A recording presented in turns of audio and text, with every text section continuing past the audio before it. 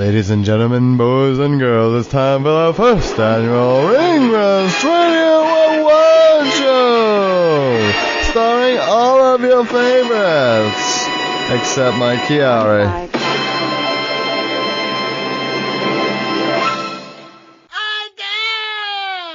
It's time again for the 2024 Rusty Awards!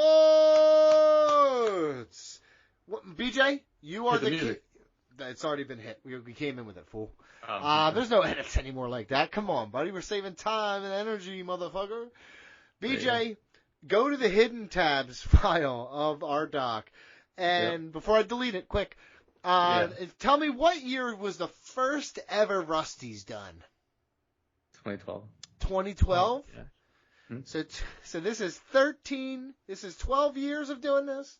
Mm-hmm. Holy shit, we're about to be a teenager, boys. Hell yeah! That is a lot of years. So this is our annual award show. We've distinguished first place, runner-up, third place in several different categories. Over 20. Over 20 categories. This is actually, people. You guys like to say, meanly when I'm not here at the end of shows, that I don't put in the effort, right? You don't. Well, I did this time, okay? I put in a lot of work here. You asked Joe what you should put. Joe Arcidiacono was brought in as a consultant on this time of season. He's seasonal work. He comes in for Christmas time and really helps me out. So Joe Arcidiacono, formerly of the Solid B Plus podcast. I don't think it's around anymore. I mean, he could bring it back any fucking day. You don't know. It's still on there. But it's not there anymore. I just saw it. But yeah, we're going to get right into this. BJ, explain what exactly happens, how voting works and stuff like that. Mm-hmm. So we each have 5 nominees for each category. And from there, so if you have your number 1 nominee, that will get 5 points. Your second would have 4, and so on. Well, I should have had Mike explain it. Jesus Christ. This is great.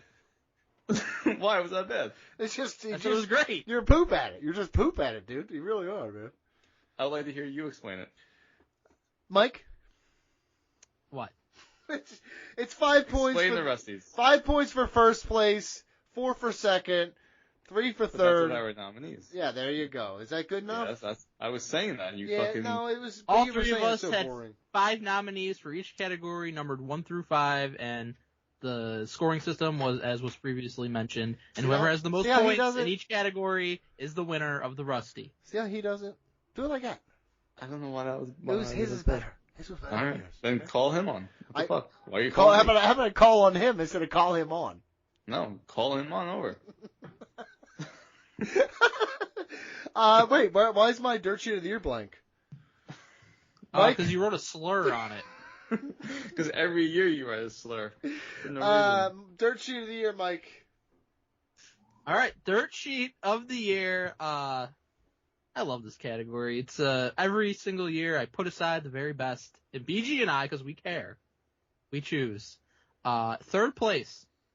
Melts prematurely reports another death. Oh no! No, not again. This is what? Is this 3 or 4 since we've had the show? There's been a lot. I'll tell you that. I'm almost positive it's 4. I'll read a little snippet here. A correction. Afa has not passed away. He is battling. According to a screenshot posted to Reddit, Meltzer had previously reported that Anoa'i had died, writing, Afa Anoa'i just passed away. Very sorry to hear. Sympathies to the family. What a rough period for that family. Then he deleted the post. Because this is what he does. Yes, Afa was obviously on the brink of death, and he did ultimately die. This is what happened with Nicole Bass before, I believe. I was going to say exactly this is what happened with Brian Christopher before, I believe, where he just says they're dead when they're not dead yet. And basically, instead, he just took what a family member wrote, like that kind of sounded like maybe Afa had died, and just said Afa died, instead of, looking into it. It's called corroboration, and he ain't got no time for it. No. It's like when he got fooled by Wesselvotes. Yes, Wesselvotes. Wesselvotes? No R. Hell yeah, dude. The runner-up, Alv is definitely not invited to the cookout. Oh, that's right. Unseasoned chicken human being. This is what... You're not either. This is one of the greatest things ever. When Cody showed up in NXT, Trick Williams told he was invited to the cookout, and Alv goes on his show and says, I guess they have a local cookout at the Performance Center for the fans. I thought he said more than that. I thought he was like reporting it. Like they have these parties there, and that's what he was referring to. No, he didn't really like get into it, but he said, I guess they have a local cookout at the Performance Center for the fans. Yep. That's what he thought they were referring to. I mean, we don't know he's not right. It's so funny. And the unanimous winner of Dirt Sheet of the Year, guys, how good was that segment last week where The Rock and Triple H teased a WrestleMania match? You remember this one? I do. I don't. This is okay. I'll refresh your memory. It's Meltz. At the Mania press conference on 2/8 in Las Vegas, Levesque talked about guys going into business for themselves, with the idea Rock was going against the planned script. Later, they filmed a segment which didn't air on television, but was all over social media, where Levesque and Rock went nose to nose and actually challenged each other for a match at Mania. Although they would love to wrestle each other before a giant crowd at WrestleMania, without the idea it was this specific one. Given Levesque's heart issues, such a match would seem to be impossible, and virtually everyone believed that to be the case. Of course, the clip that he was referring to was from 10 years ago on an episode of SmackDown. Yep, that's right. I do remember amazing. this one. This motherfucker came out with a whole fucking lie. A whole fucking full ass lie. His retraction. Somebody had sent me this clip of Dwayne and Paul Levesque. He sounds like such a fucking idiot. Mm-hmm. Face to face and this and that. This and that. Dr. fucking Seuss over here. I would not have a proper report in a house. It was actually an old clip, Meltzer said. As soon as I found out, I took it out of the thing. thing. And am apologetic about it. It was a mistake. That aspect, it's just kind of a bummer for me. It was a mistake. He didn't say, I'm sorry. He said, I'm apologetic about it. I watched The Sopranos, and the dude killed the wrong guy. And he said, hey, listen, I'm really sorry. I take full responsibilities. It wasn't my fault. And that's what I feel like. That's Dave Meltzer. I've never heard a more Dave Meltzer line in my entire life. I'm sorry. I take full responsibility. Wasn't my fault. Beautiful. What an idiot. Yeah, I know. It is what it is, man. It is what it is. The guy just gets it. The guy just gets wrestling. He's got the finger in the pulse, man. Just gets it. What's next? Next, Rusty, is for Booker of the Year. Oh, I see where this is going. I see where this is going. I like. Can we start with third place? Because it made me that's where you always start. LOL pretty hard right here. In third place with 6 points is Scott D'Amore / whoever books TNA. Okay, but we don't know anymore. I don't know who does. Right? It was Isn't Scott D'Amore for he much gone? of the year, but now, yeah. And that was like I thought Tommy Dreamer did it for. That's a what minute. that's what I had seen, that it's Tommy Dreamer now. Right, so I wasn't exactly sure who's really 100% doing it, so I wrote whoever books TNA. Whoever it is, bang up job. Yeah, good job. Good for you. Yeah, hell yeah. You're runner-up with 7 points. The one and only Tony Khan. There you go. That's good. It's still good, dude. That's second points. place, man. Did Silver. not make my list. Yeah. You ignorant. You ignorant. He was my fourth. My fourth nominee was Tony Khan. It was Donnie's first. And Donnie, your what were your winner. other ones? Not available. That's weird. But your winner, your co-winners with 9 points, Triple H and Shawn Michaels. Yuck. Are you ready? Yuck.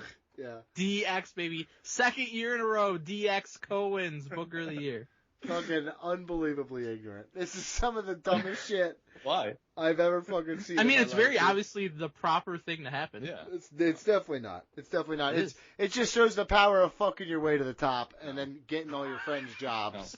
You guys, you hate politicians, yet these are two of the biggest in the world. Mm. Oh, God. Okay. Well, they're doing a great job. I Deal had with it. Triple H first and Shawn Michaels second. It really was a big debate for me because Shawn Michaels has less to work with. I love the makeup. I don't know. of It seems NXT. like he's got a lot to work with back there. He's a great talent recruiter. Great talent recruiter. He's definitely got a style. Right?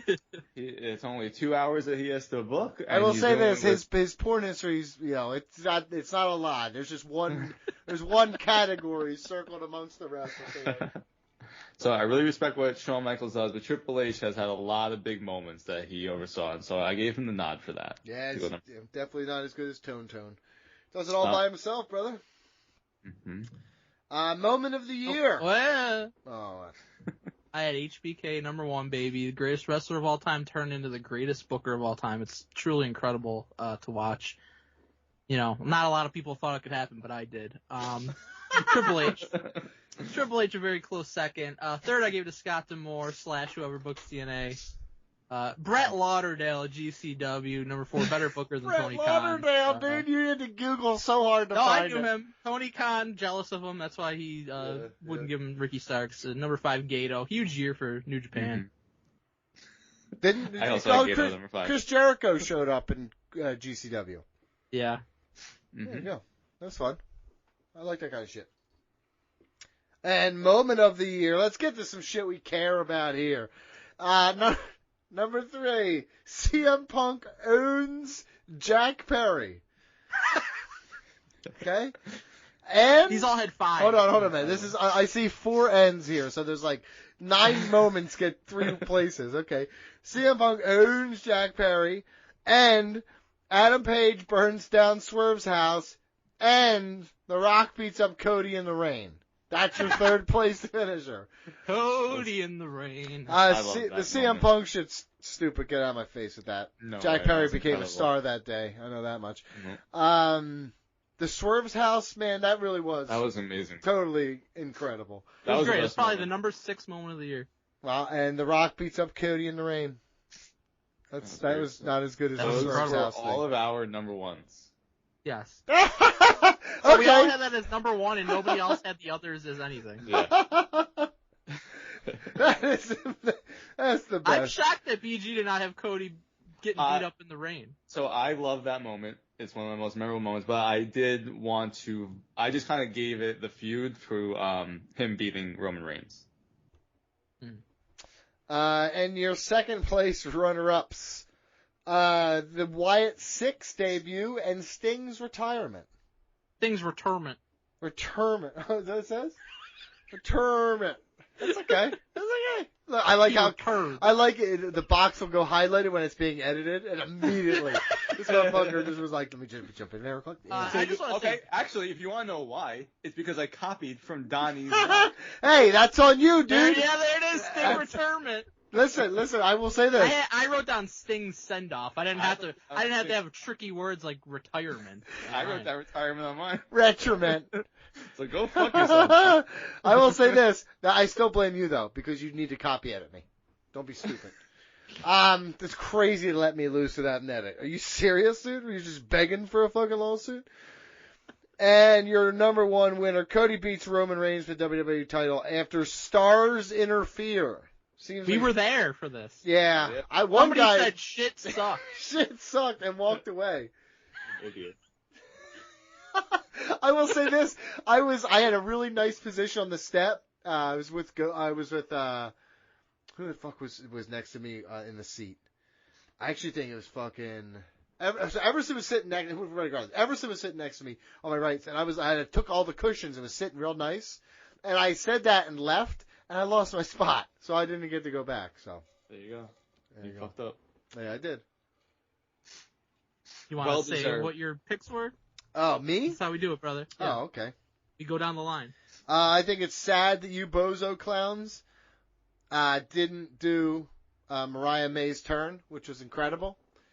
Sting's retirement, of course. The hardcore match with Willow and Statlander. That's not a moment. That's a There's match. a bunch of moments there. Pick one where she fucking That's hits dumb. her in the fucking... Excuse me? That's dumb to put as moment of the year. Okay, and Zack Sabre Jr. winning the New Japan title. Whereas I had The JJPW. JJPW world title. I told you how hard I worked on this. Stop editing it! Leave it the way I had it! That's an idiot. Leave it the way I had it, dude. I want people to see this shit, guys. My number 1, as we discussed, is CM Punk owning Jack Perry. I I can't thought believe that they put that in. I thought about putting it on mine, but the way I thought of it was like, them like showing it was not like, I mean, it was a great moment because it basically destroyed their company. Yeah. But like the moment happened last year, No, which we is why saw it's it even this year. dumber that they showed it. well, for 2 years running, it's one of the greatest moments ever.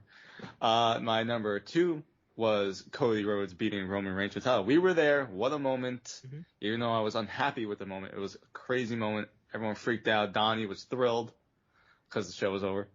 The Stars interfering was insane. Number 3, Damian Priest cashing in Money in the Bank at WrestleMania. We were there for a cash-in. Very exciting. We did not call that heading in, so very, very surprising. A lot of fun. Number 4 here was the Wyatt 6 debut. That was insane. And then number 5, Sting's retirement. Disgusting. My number 1 was Rock beating up Cody in the rain by his tour bus. Fucking amazing moment. One of the best endings to Raw in a long time. And then my number 2 was another one of the best endings to Raw in a long time. Wyatt 6 debut. Donnie was fucking marking out like crazy for this, so it's hilarious that didn't make his top 5. Well, honestly, it was great. It might have been the best moment in WWE this year, but I mean, not to the par of my 5. Wasn't better than a match. Mm-hmm. Just collectively. My number 3 was Roman and Cody, the closing moments with the run-ins, and then Cody winning the title. If Stone Cold would have been involved, it would have been my number 1 for sure. But it was still an amazing moment. Number 4, Sting's retirement send-off. Probably the best thing AEW ever did. And then number 5, Bryan Danielson winning the AEW title for the first time. Didn't make Donnie's list. Nope. Yeah, that's weird. Totally. It's a fucking stacked list, brother. Stacked list. So far we Zack see who's Sabre being fair Jr. and who's not being fair. I will say this. To me, Danielson never fucking wanting to win it devalued the title. He didn't care about it. Zack Sabre, you know what I think? Zack Sabre Jr. winning New Japan title for him is legitimately fantastic. He deserves that shit like a motherfucker, and he might be one of the only, organic fucking guys they have going that's really elite. Do you know what I think devalued the AEW title? The fact that his first title defense was against Jack Perry. I don't agree with that at all. No? Okay. We'll see. Yeah, that match is fucking banger shit, dude. Yeah. Okay. Next one? Next one is most improved of the year. Me. At my job. How about my YouTube channel? Huh? There you go. Oof. In third place with 4, Daniel Garcia. Yes, Queen. Don't know what he improved, but okay. 3-way tie for second with 5 each. Jack Perry. Let's go. Nia Jax. Yes. And Trick Williams. Who? Mm-hmm. Mid-card Mafia there. That was each of our number 1 picks. I'm seeing a trend. And in first place with 8 votes, the most improved wrestler of the year, receiving the Rusty, Oba Femi. Hell yeah. Oba Femi's awesome. Yeah, Oba Femi's fucking good. Beast. He's going to be a multi-time world champion. It's whatever. It's fine. I had Jack Perry number fucking 1 with a bullet. Yikes, dude. I think he's gotten worse from what he used to be. Daniel Garcia and his silent charisma. Guess what? Not so silent anymore, huh? You fucking idiots. Quiet charisma, I think is what. When I called it, I hadn't called it quiet charisma at first, and I called it silent charisma. Somebody yelled at me. I've hardly been yelled at. You got an email. I got it. Yeah. Did you remember that? He was like mad at me. And they were like, "What are some other people that had silent charisma?" Yeah, that's right. Mariah May, Kensuke Takashita, and Kyle Fletcher. What do you got, BG?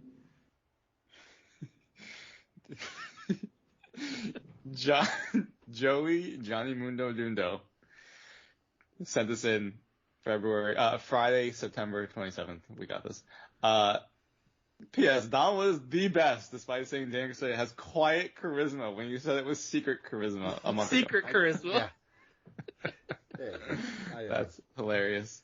I had Trick as number 1, Obafemi number 2, Solo number 3. I think Solo's held his own this year. People fucking hate him for no reason. Kelani Jordan and Jada Parker. Good picks. I almost had Kelani and Jada on mine. There you go. My number 1 was Nia Jax. I mean, I consider her. I'm gonna have her listed highly on a couple other things too. Like people, when she left WWE, like everybody's like, "Oh, she fucking blows. I hope she never wrestles again." Someone didn't say that. Not us, but she came back. Don't you say that? I was the Nia fan. You weren't. We all. I've never been your monster.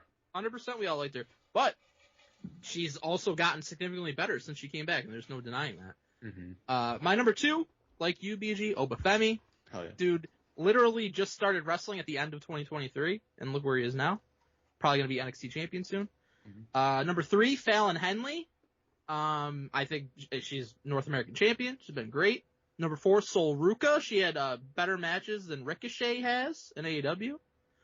And number 5, Bronson Reed. I always liked Bronson Reed. I thought his first run in WWE and NXT he was good, but he's gotten it to a new level since he came back, and it's actually kind of sad that he's injured. Yeah, that is sad. All right, next one, please. Next one is Heel of the Year. Third place with 4 points each is Tony Storm and Gunther.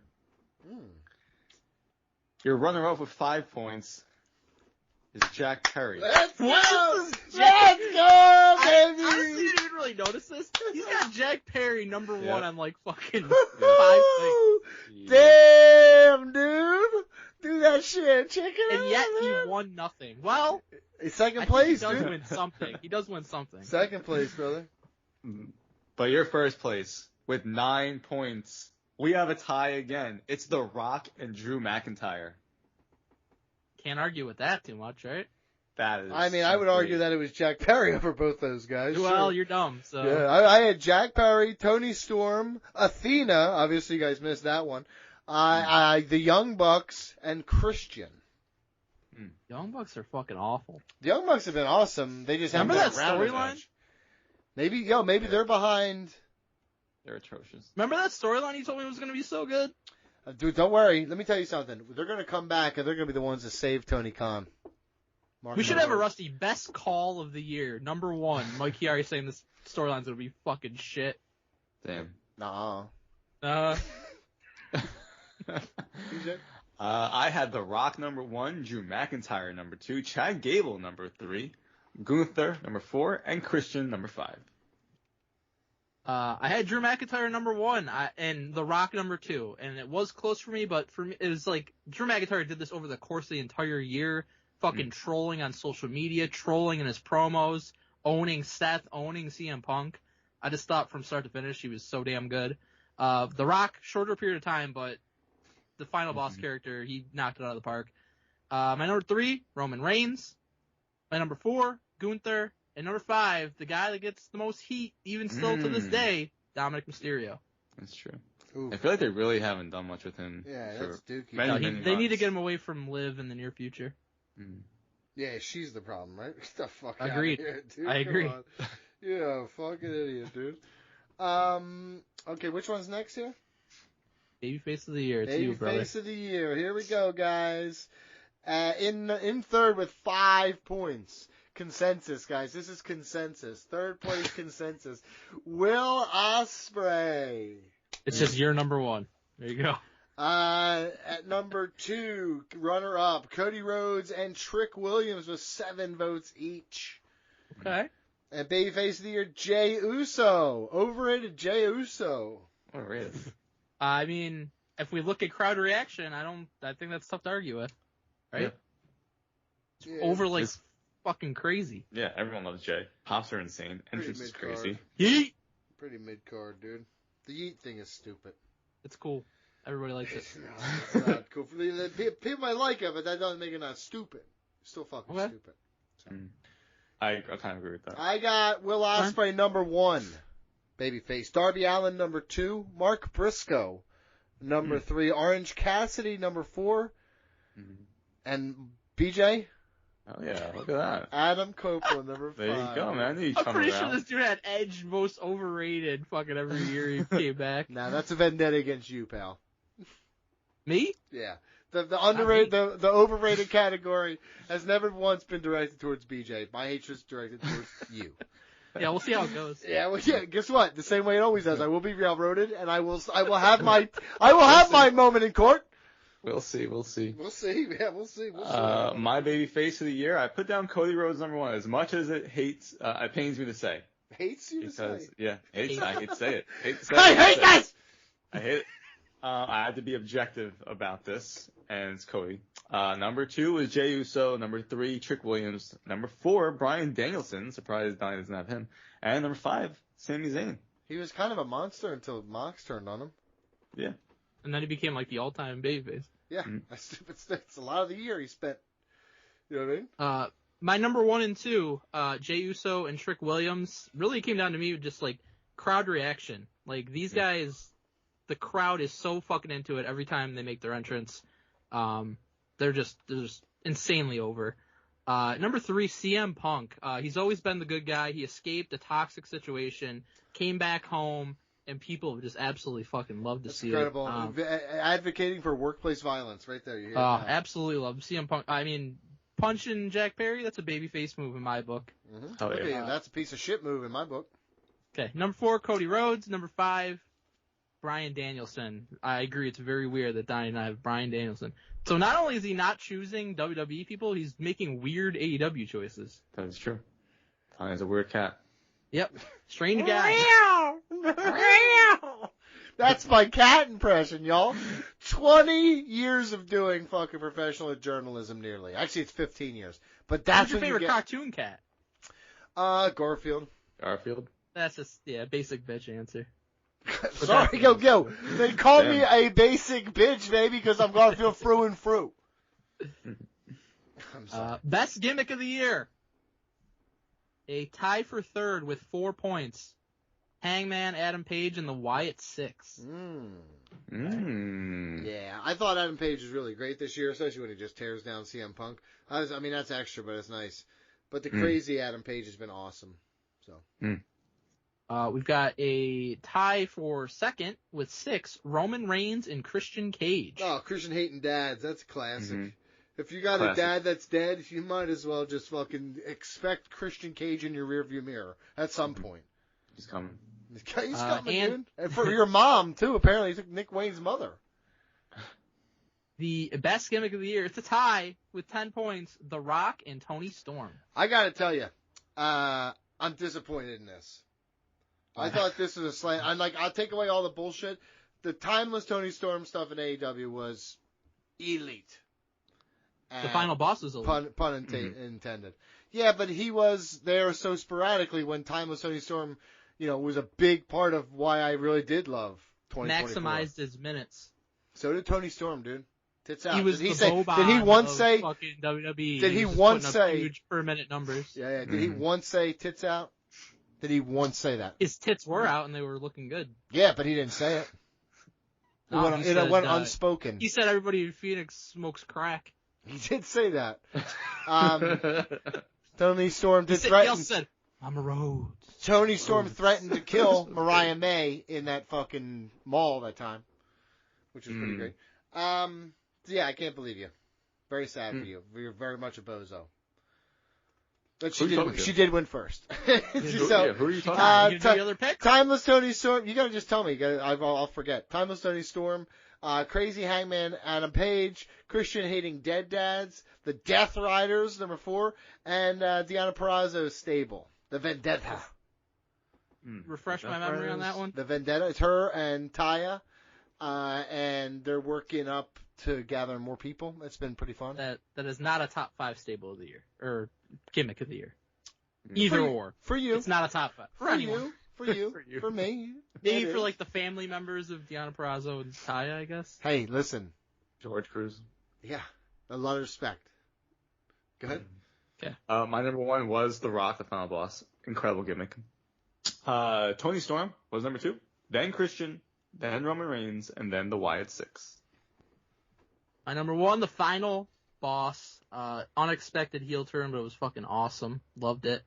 Number 2, still Roman Reigns, the tribal chief. Just one of the greatest characters of all time. Number 3, the Wyatt Six. I will say, I wish, they would have been doing more recently. Yep. I hope they have bigger plans for them in 2025, but that debut, followed by, the subsequent weeks of, vignettes and shit, was incredible. Number 4, Drew McIntyre, the troll. Just fucking trolling everybody left and right. CM Punk for his injury and Seth for his injury. Number 5, Timeless Tony Storm. Very stupid. You did that on purpose. You're a coward. What's that? Timeless Tony Storm was better than Drew McIntyre. Drew McIntyre is a better heel and had a better year over it, but Timeless Tony Storm, it's a gimmick. It's gimmick. The Okay, Drew Timeless Tony McIntyre Storm was doing a gimmick too. Yo, you are such a piece of shit. And I can't. Well, we're gonna talk more about. I'll say first, my. so you can't say I'll say my purposely vitriol. did something. So. No, I didn't. I believe. Look at me, Mike. Look at me. BJ does that. You don't. This is what you really believe in your. Yes, little, it is you what I have, believe. I believe you have ulterior motives, maybe if they're even subconscious, because you're just such a coward in real life. I mean, you don't have a single WWE person in anything other than most overrated. So Yeah. Yeah. if anybody has ulterior motives, you're at the top of the list. I mean, that's it's more like a smelt it, dealt it situation over here, Mike. No, it's nothing like that. What does that mean? It's about farts. No, I know that. I'm saying, how is that relevant to this? You explained the wrong thing. Just that's the shit I'm talking about. I will yell more about Timeless Tony Storm later because Mike, you're a fucking hypocrite and a hater. As much as you say that I'm a hater, you're just as much as a hater. You are a hater. People say that. Can you go back to explaining what that reference is for? In It's this? about farts. About farts. He told you it's about farts. I don't know what more you want. Next, please. Next, Rusty is for the best announcer of the year. In third place, we have a tie with 7 votes. Vic Joseph and Corey Graves. Neither made my list. That's dumb. You're They're both runner-up. excellent. Your runner-up with 8 votes is Nigel McGuinness. Fantastic. Donnie told him one time he loved him, and then he made him late for WrestleMania, and he got fired. I will say this from the bottom of my heart. That is who I am in real life. I will yell at random people all the time. BJ sees it. He saw it on multiple different occasions. It's awful. If I see somebody, I'm like, yo, fucking right, bro. What I even yell? It's like, I loved you in Ring of Honor or something. Yeah.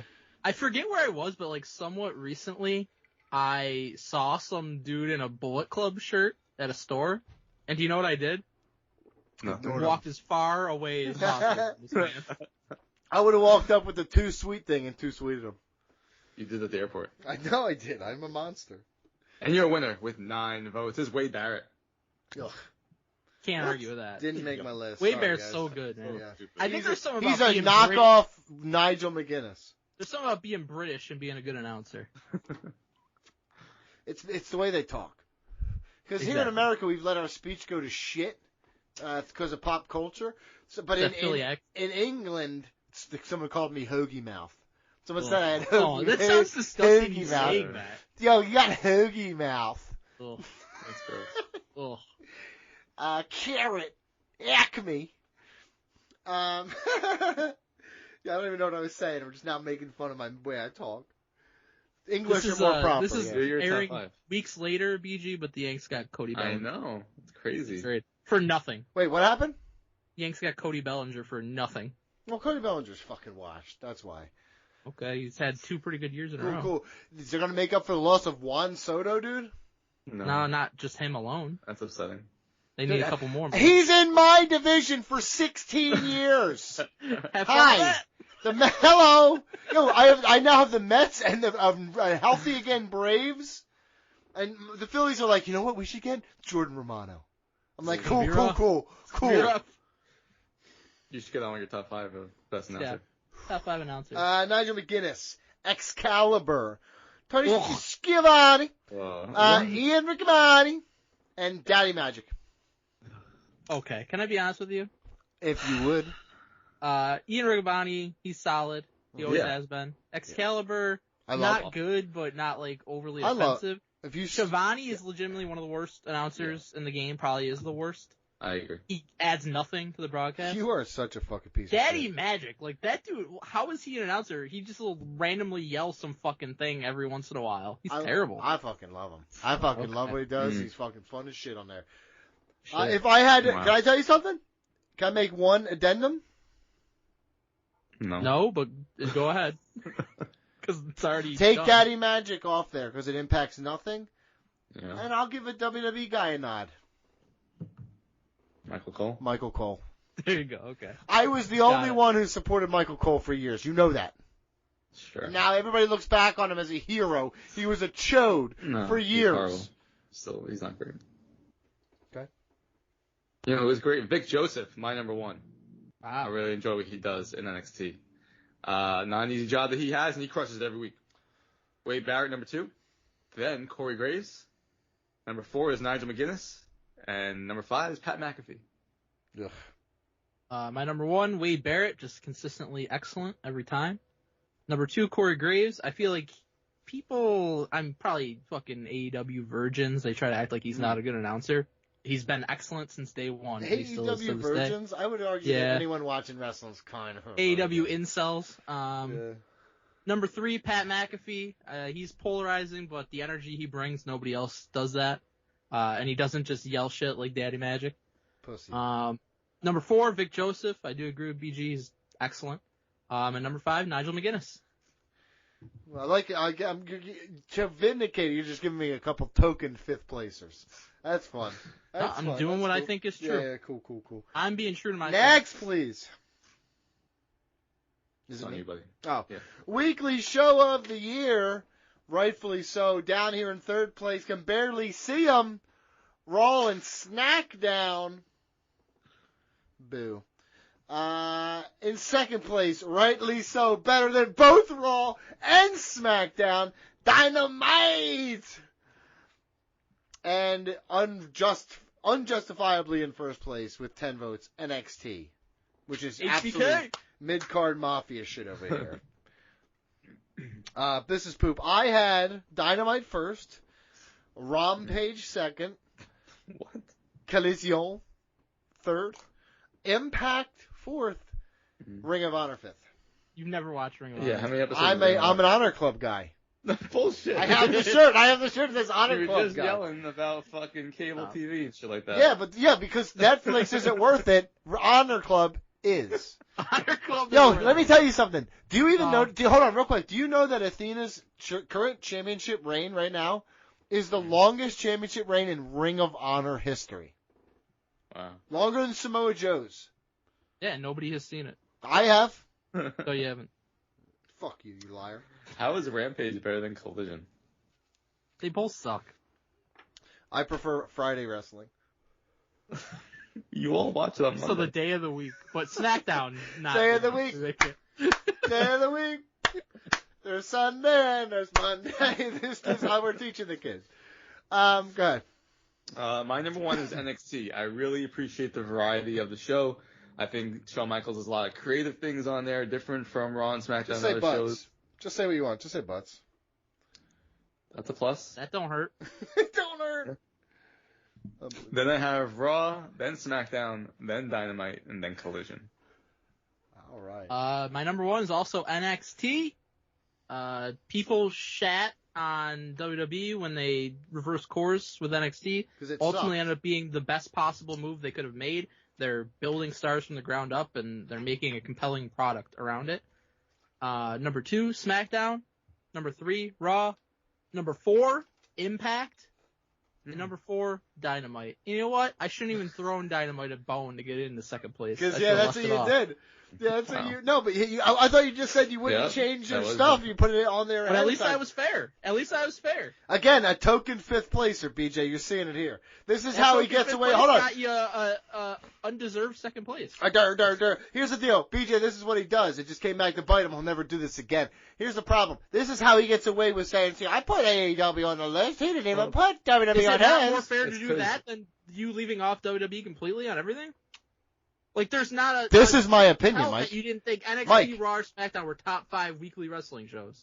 If I have to watch wrestling shows, they're not in the top 5. Yes. That's not true. It's for you maybe, but you No, don't tell no, me no, how no. I feel, motherfucker. Next one, please. You know NXT's better than Honor Club. Yo, Uh, I didn't pay all that money this year for Honor Club to not put it on the list. shut the fuck up. Okay. I'm also a member on TNA Plus. There you go. Most underrated of the year. A tie for 3rd with 4 points. Hangman, Adam Page, and Santos Escobar. In what world is Hangman underrated?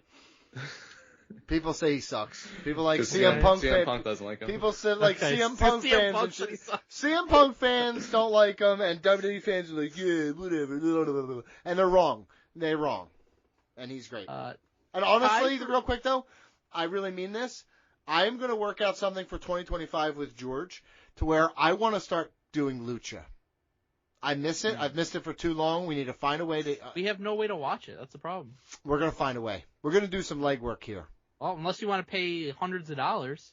For how? DVDs? No, like on Amazon, you could buy like each episode. Ooh, no, we're not doing that. DVDs are damn near impossible to find because I've tried to find them. I did too. I tried so hard. I would have bought every one of them.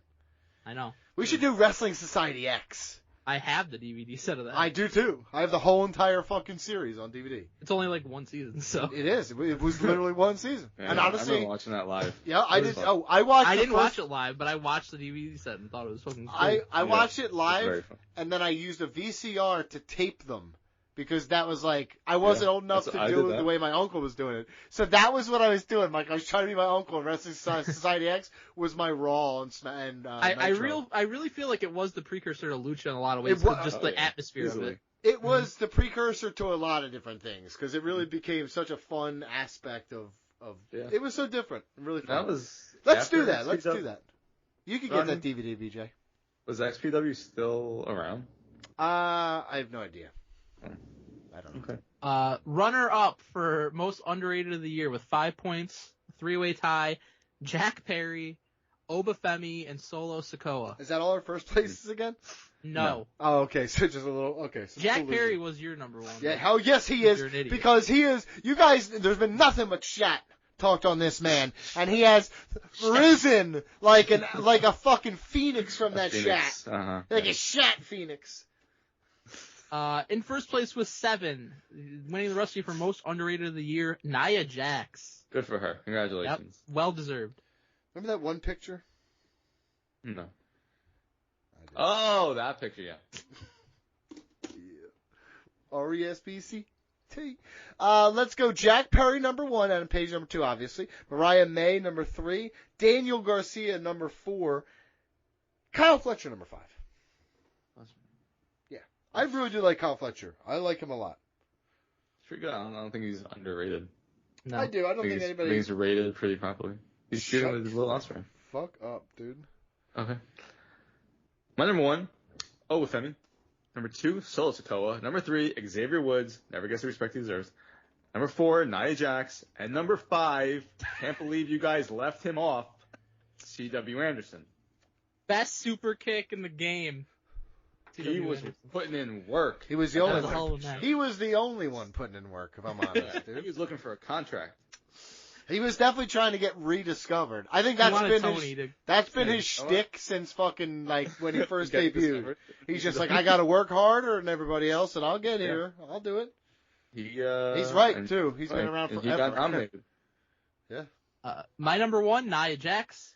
Said it before. I just feel like she's come a long way, and people who have been haters of her for a long time, they don't want to change their opinion.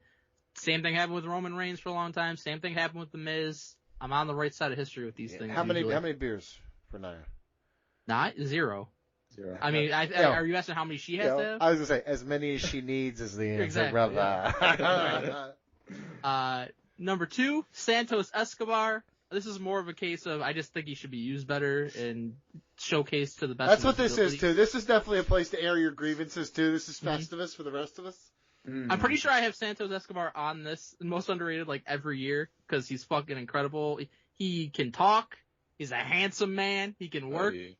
Oh yeah.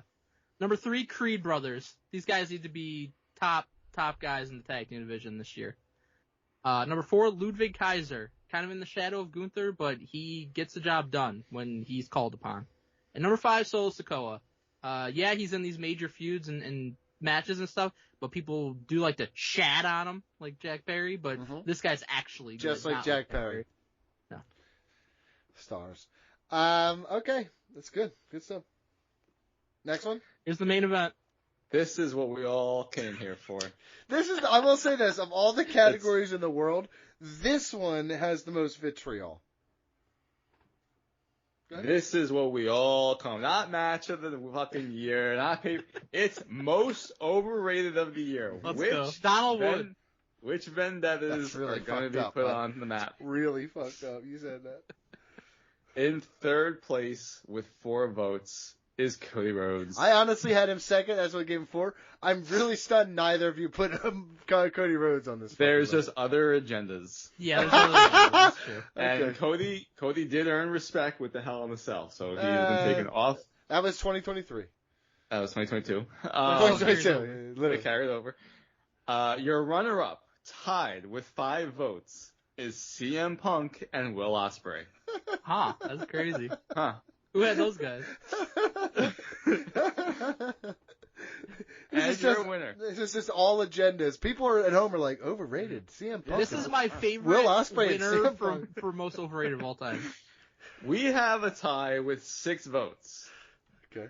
Jack Perry and Daniel Garcia and Wheeler Yuta and the Young Bucks. Unbelievable. I like how Gone better. all I get George Cruz punching air right now. Tony We should Khan name also this punching the George air. Cruz Award Tony because- Khan's swinging hard at air with this Yeah, one. Do you he know is he's going to not hear happy. it? He is furious. He pushed all of This these is men. fun. Yo, this is we're going to call the most overrated the Railroad Award because this one happens every year to me. Holy I shit. had so much fun tallying this up. That is one of the. This is the best category so far. I had CM Punk number 1 with a bullet, most overrated. Cody Rhodes number 2. There, you said I didn't have WWE guys. Come on, dude. Roman Reigns, Logan Paul, and Liv Morgan. Those are some overrated motherfuckers. Let the record show, George Cruz. I didn't have Liv Morgan on my overrated. BG didn't have Liv Morgan on his overrated. I will say that she was there until you Consideration. She was there until you reminded me of Jack Perry. And then I saw Donnie's Awards and I was reminded very much of Jack Perry. Again, like I said, BJ changes his to manipulate the score. Oh yeah. Because I do. Oh yeah! I'm sitting over here trying to fight this up, and you're just like, oh fuck yeah, you could just ask me. No, You could have just asked me, I'd tell you. No, that's not how it is. I do my wrestling throughout the year. And then when I see yours guys, I'm like, oh yeah, you know what? You're right. So I am open. You're to right. seeing guys Jack come Perry out. is the second best wrestler of the year for men. No. So the Young Bucks, I think they've been a staple in my number 1 for years and years. They're number 1. Most overrated. Number 2, Wheeler Yuta. I don't know what George sees in him. Or my number 3 in Daniel Garcia. Don't understand what Donnie's seeing in my number 4, Jack Perry. And then number 5, of course, FTR. FTR was on my list briefly. Until, again, I remember Jack Perry, just like you. He's very forgettable because he sucks. Exactly, that's the thing. Mm-hmm. My number 1, Will Ospreay. Now, I'll say this qualifier. Will Ospreay is a better wrestler than the other 4, 5 people on my list. But It's Dave. But Dave is like, he's the greatest of all time. And he's not even close to that, so he's overrated. Can I tell you something? BJ. Good athlete. Kind of BJ, real quick. Just for the future reference, we'll talk about it in a minute. Look up the top star-rated matches of 2024. Yeah, I was doing It's this. an yesterday. Ospreay fest, I'm Dude, sure. we're going to talk It's about Ozfest. it. Yo, it's oh, that's fun. Ozfest. I loved Ozfest. When Ozfest was around, I went to every one of them. I loved it. That All right, popped, I have it that pulled popped me up. huge. Thank you. Pull it up. It's up, baby. There you go. You want me to finish mine and then you read it? Yes. All right, my number 2, Jack Perry. I can't believe that this guy's put in any major situation. Can't believe you wasted a Bryan Danielson world title match on this guy. Wasted. Yeah, that's crazy. Number 3, Daniel Garcia. I laughed that people were acting like there's going to be a fucking bidding war for Daniel Garcia. I don't think WWE had that much interest at all. This guy has no fucking star power to him whatsoever. I saw him long ago in ESW. Didn't get it. Still don't get it today. Even worse than Daniel Garcia as a wrestler, but I wouldn't say he's as overrated because people try to say Daniel Garcia is like a main eventer. Wheeler Yuta, my number 4. He just has literally no redeeming qualities. And speaking of, number 5, the Young Bucks. There you go. Disgusting. Just count how many 5-star matches total. Oh, okay. For Ospreay. No. How many 5-star matches did Dave Meltzer? We'll go to the next thing here. Just how many? Just for Ospreay or just in general? In general, and then I want to know how many because it's a stunning amount this year, and how many of them are Will Ospreay matches. I want a percentage. I just laugh about it because, so this year, let's say he had 20-something 5-star matches. 24, 5. Okay. Okay, and how many involved Will Ospreay in some form or fashion? Okay, so 24 you 12. said. That's half. That's 50%. Okay, that's fucking crazy. And the fact that he had 12. Hold you on. think he's overrated? He had 12 5+ star matches this year. He never had one. Kurt Angle never had Kurt one. Angle. Kurt Angle. Bryan Danielson did not have one until he went to AEW. 12 in 1 year. 24 total in 1 year, and for probably 24, he probably had 24-year stretches where he didn't give hardly one or two. It is. Some of them are just wild. Like the triple threat from WrestleDream with, how did you pronounce his name, Donnie? Ricochet? No. Takeshita. How did you pronounce it? I knew what he was saying, but I knew Ricochet was also in it. So Takeshita or something like that? It's Takeshita, yes. Takeshita, Ricochet, and Will Ospreay. 5? He gave that 5.5. That was a widely regarded, disappointing match compared to what people expected. It was a good match. For the record, I did not agree with that. It was just a good match. Next one, please. Anyways. Who's this? Is me? Yeah. Manager, non-wrestler of the year. Okay, this will be fun. Yes! Holy shit! You like the Rizzler. Holy shock if you like you blew my Rizzler spot! You fucking blew my Rizzler spot, dude! What the fuck, man? Cut the fucking footage. We're fucking starting this part over. Fucking this son of a bitch gonna blow up my Rizzler spot. And this motherfucker on the back of an 18-wheeler, like it's black top match. What was that match with fucking the dude who was in It was a King of the Road match. Yeah. Blacktop Bully and Dustin Rhodes. Holy shit, dude. That was actually just Smash from Demolition. I thought I literally said that. I just said the guy from Demolition. I said that to you. Okay. MVP in third with 7, which is good. That was my number 1 MVP.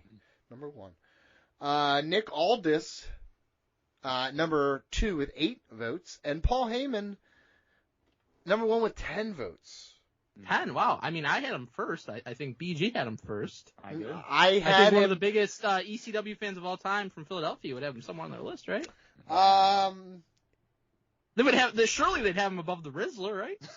I will say this: Paul Heyman was there.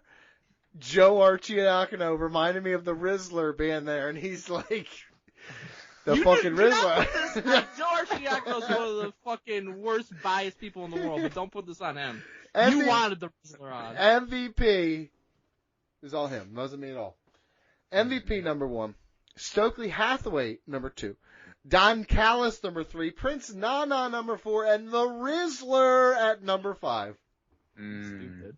Of course. As you would. As you would. Not Paul Heyman. Let me tell you something. Tell me that the segment with Big Justice and AJ and fucking the Rizzler didn't make the. If I swear to God, if it's not in your fucking match of the year, dude, up here, I'm gonna get fucking loose, dude.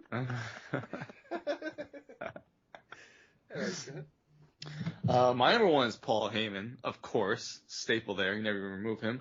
Number 2 is Nick Aldis. Just a fantastic job as a GM. Usually that role kind of sucks, but he does an amazing job with it. He's a better GM than he was in TNA, as far as I'm concerned. Number 3, Adam Pearce. Same thing. Does a great job. Nick Aldis, a little bit better. Number 4, MVP. Enjoy what he's doing. And number 5, Don Callis. Great heel. My number 1, Paul Heyman. It's not even a discussion to be had. If you don't have him in your top 5, you're kind of an asshole. Number 2, totally agree with Nick Aldis. Excellent in the GM role, and my number 3 is also Adam Pearce. I mean, these are 2 of the best they've ever had in that role, and they have them at the same time, which is pretty cool. Number 4, Scarlett. Very talented. Number 5, Stokely Hathaway. I think he's very good, although everything that he gets involved with, it just crumbles randomly. Yeah. Maybe it's him thing.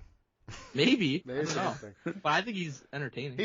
Honestly, dude, I still remember one of my favorite things I ever saw in recent wrestling history was Orange Cassidy's leaving independent wrestling, and it's him just tracking down Stokely Hathaway through the inside. It's like a 20-minute video, and it's him basically murdering him. It's incredible.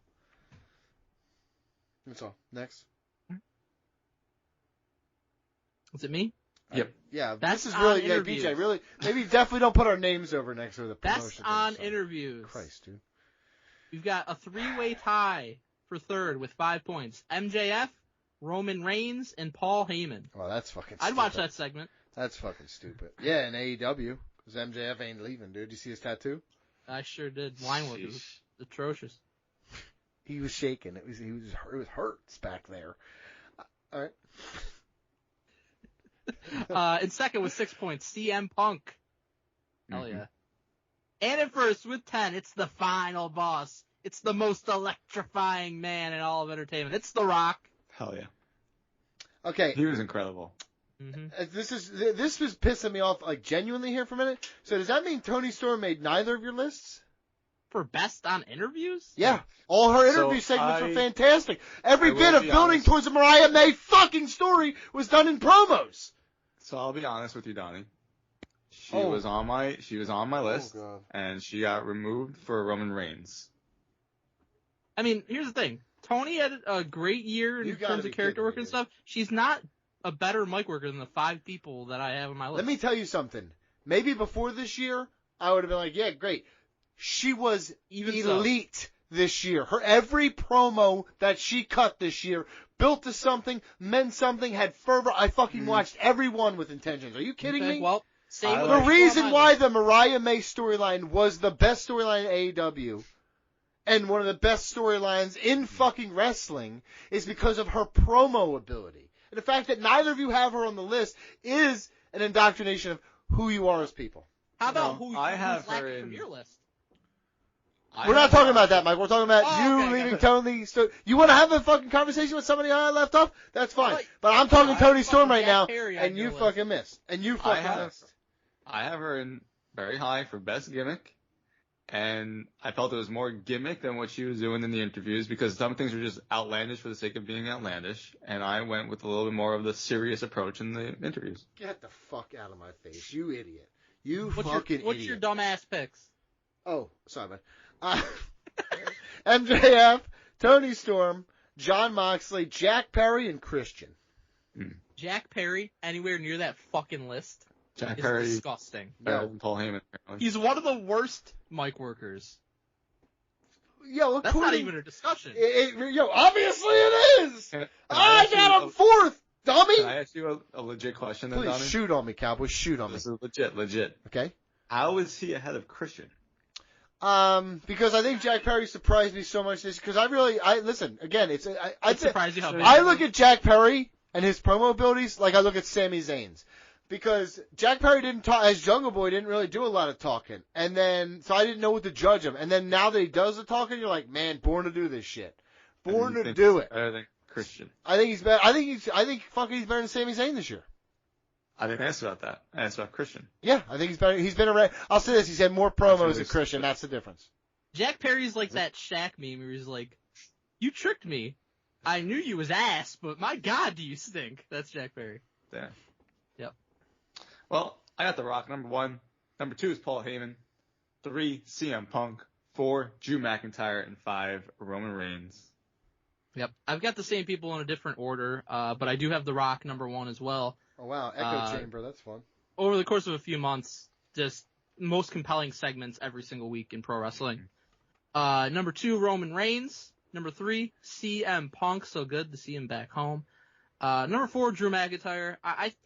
As much as I have Rock number 1 and Drew at 4, you can make an argument for any of these guys to be number 1 and Drew included. Like, unbelievable. He reached the next level this past year. Number 5, Paul Heyman, just a mainstay in this, unless your name is Donald Wood and you hate Paul Heyman, hate ECW. It's non-wrestlers. He's in that category. It doesn't matter. Best in interviews is different for me. You didn't have him there. Promos. Well, that's a different issue. Well, next, Rusty, was for Promotion of the Year. In third place, with 8 votes, New Japan Pro Wrestling. Donnie actually had them, not to spoil your list, but you actually had them this year. I'm very impressed. No, I didn't. I did good this year. There you go. Runner-up with 9 votes. We have a tie. AEW and TNA. Oh. TNA back in the fucking baby, game. the number 2 company. Number 2 company, man. But number 1 with 10 votes. Only 10 votes somehow. Mm-hmm. WWE. That includes NXT. Let's go. I had AEW, Ring of Honor, New Japan, TNA, and All Japan. AEW and Ring of Honor are the same. Wow. That's where All Davey, Japan yeah, is that's better where than WWE. that's where Davey Boy is right now, and he's doing great things. All Japan is an insane thing to have on your list when you've never seen it. I've been watching actually a lot more of All Japan. No, lately. yeah. Yes, I have. All Japan. I can imagine what it'd be like, but you're not doing I it. did. Davey Boy's doing great stuff over there, dude. Smith? Mm-hmm. Yes. Honestly, I thought you were talking about Dave Meltzer when you kept saying Davey. And it's Japan, so I totally understand it. That's fine. Dave's like, cool, he talked about me. Shut up, it's a joke. Good? I got WWE number 1. That includes NXT. Number 2, AEW. I watch it more than anything else besides WWE. TNA is number 3. Catch a little few things there. Number 4, New Japan. How the mighty have fallen, Donnie. It was number Japan. 5, Real quick, can I still tell you what happened in New Japan? NWA. Can I tell you what Tony really Khan happened. when I think Yeah, about you rated the roster. well, New Japan really what happened was the pandemic.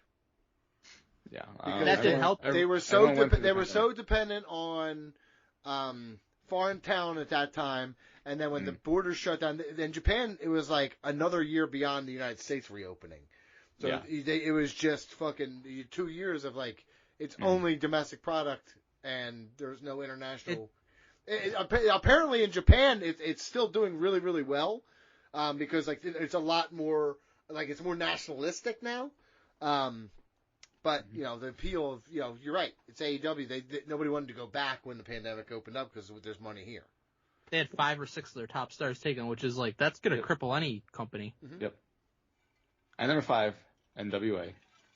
Still out there. I still remember when NWA like when they first kind of put it on YouTube and were doing a weekly show. Like it was a very fun show. I watched it. I have not They watched had good talent too. They had Ricky Starks and LA Knight and Nick Aldis. Yeah. My number 1, WWE, not even a conversation to be had there.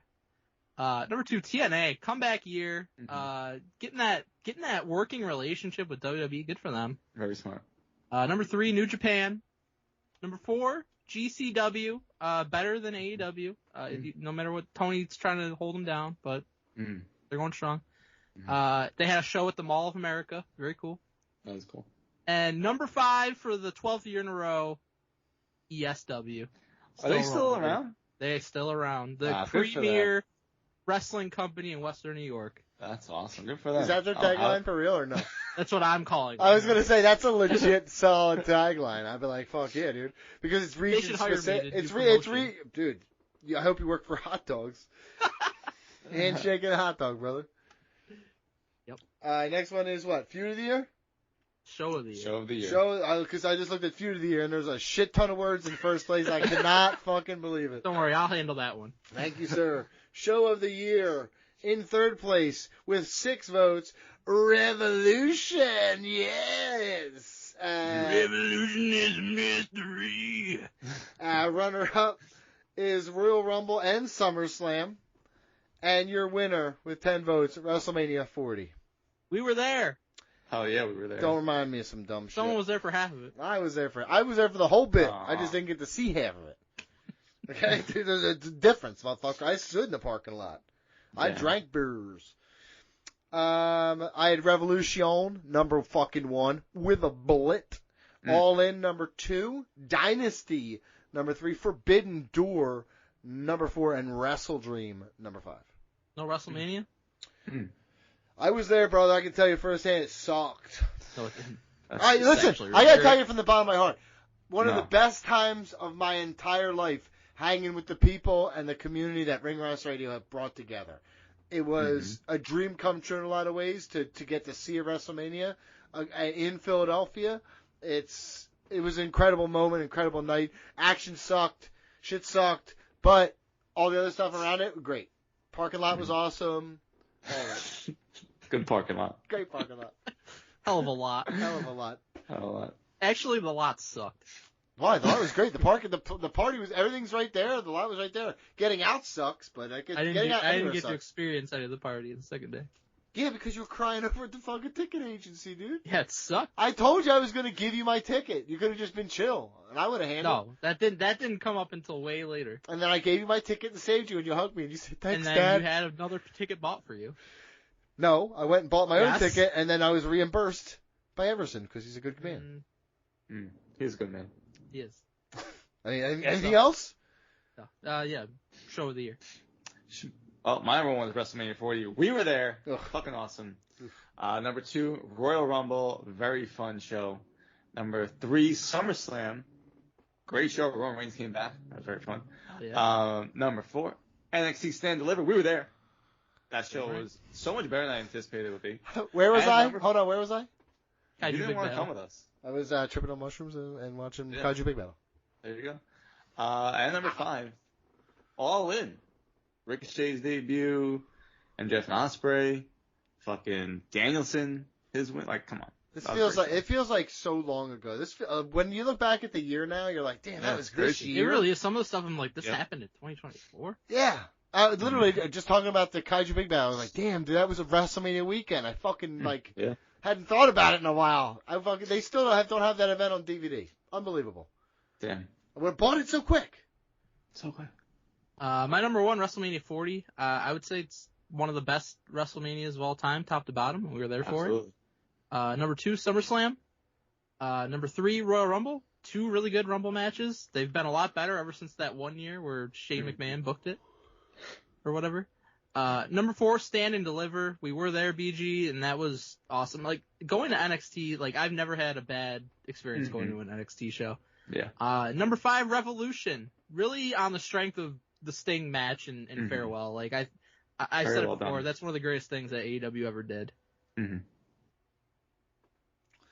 That was your last one? So another token AEW. Got it. Good. Oh, at least they made my list. Feud of the year. In third place with 4, Carmelo Hayes versus Trick Williams. Mm-hmm. That's one of those, it's like, it feels like it was so long ago that it happened. Yeah. So it wasn't like first on my mind, and then I thought of him like, man, that was a fucking great feud and breakup. Shame what they did to Carmelo. Yep. Runner up with 5, Swerve Strickland versus Hangman Page. Yeah, baby. That should be number 1. And we have a tie for feud of the year with 9 points. Let's go. Toni Storm versus Mariah May. Let's go. CM Punk versus Drew McIntyre. Yeah. And The Rock and Roman Reigns versus Cody Rhodes and Seth Rollins / The Rock versus Cody Rhodes. All that shit together. Mm-hmm. Yeah, I comboed that. Yeah, I agree. I think that's fair to do. Yes. Okay. Doesn't seem fair, but it's fine. It is fair. I think it's fair. Let it slide. If it wasn't, then things would be different. So number 1 with a bullet, Toni Storm versus Mariah May. The best storytelling of the year. Feud of the year, 100%. Paige versus Strickland. Some of the best matches of the year. Their feud was chef's kiss. Mox and Danielson, the turn, everything involved with taking the title from him. Christian Cage. That lasted for like 2 weeks, by the way. I said what I said. It helped form it was the foundation of what we have now, bro. He gave us Death Riders. And if you don't think Danielson's coming back, Jack, you're wrong. Christian Cage versus Swerve Strickland. Another dad situation. And Adam Copeland and Christian. I really like their stuff together. wow, good for them. Remember when he gets in his ear and he goes, "Fuck you." Oh yeah, that was great. Although, did that happen in 2024? I believe it was the beginning of 2024. Because the penalty box match, the penalty box match was this year too. Because they feuded like twice. Yeah, I think the fuck you was last year. Mm-hmm. Me too. After Edge debuted. Mm-hmm. Okay, that's all right. We'll give it to you. My number 1 was The Rock and Roman Reigns versus Cody Rhodes and Seth Rollins. Again, I comboed it all. Number 2, CM Punk versus Drew McIntyre. What a feud for the duration of this year. Just great job of kicking the can down the road. Number 3, The Bloodline. Just in general, the Bloodline storyline. Number 4, Toni Storm versus Mariah May. The best thing that AEW has done this year. And some of the best things they've ever done. Number 5, Trick Williams versus Carmelo Hayes. My number 1 was Drew and CM Punk. A great feud in any sense, but the fact that they were able to keep this going and compelling while CM Punk was out for months. Mm-hmm. And the way they were able to lay the groundwork immediately after he got hurt and still get to it and end it with the Hell in a Cell. One of the best done storylines in a very long time. My number 2, The Rock versus Cody Rhodes. Throw Roman and Seth in there also, but I think the most compelling part of that whole thing was The Rock and Cody Rhodes and their interactions. My number 3, Carmelo Hayes versus Trick Williams. Again, I think one of the better storylines we've seen in NXT. Are you gonna number apologize? 4, real quick, are you going to apologize here since you lied about what Cody and The Rock was and misconstrued it for a while and then backed off of that opinion? Nope, was always That right was about that. that was 2024, right? That was this year that you were wrong? Yeah, was always right Okay, about cool. it. Just Number making sure, 4, just making sure. Toni Storm versus Mariah May. I'll consider taking that off the list though. And number 5, Why? Swerve Strickland versus I thought it Hangman was your Page. opinion. I thought it was your I'll opinion. take Why that would off, you change too. it? Why would you You're a change them? douchebag. Yeah, You're a look at you. douchebag. So you're saying emotionally I've gotten to you. You would say you're shooken away. No, I mean I already made the pick. I so. mean, it is what it is, right? You said you're going to change your list. I would never change mine for you. You've done it multiple So for the times. record, today. just for the You've record. done it multiple times. I was literally told I wasn't allowed to change. Next You one. did it. I saw it happen. Next. Next, Rusty, is for Tag Team of the Year. In third place, we have a tie with 5 votes. FTR Woo! and Bianca Belair and Jade Cargill Lol. and DIY. Yeah, that's stupid too. Honestly, that's stupid. Is that all our first place ones, or is that you guys being stupid over there? No, that's not my first. Good. Stupid.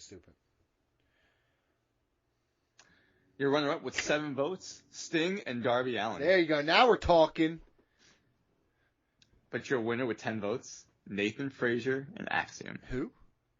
If Nathan Fucking Frazier and hate- Axiom were in AEW, Donnie would be acting like that's the greatest tag team of all time. Mm-hmm. Not unless they beat the Young Bucks. They would already is. easily. They're so much better.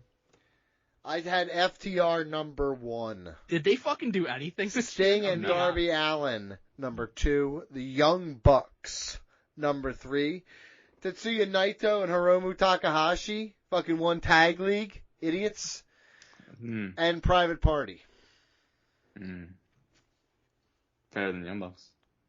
Definitely, always have been. Mm-hmm. My number 1 is Nathan Frazier and Axiom. They won, so I was right. The Rock and Roman Reigns, my number 2. They won at WrestleMania. They are They sure undefeated. did. My number 3, Sting and Darby Allin, also undefeated. Amazing send-off, amazing match. They carried 2 people undeserving of it. Number 4, DIY, and number 5, Bianca Belair and Jade Cargill.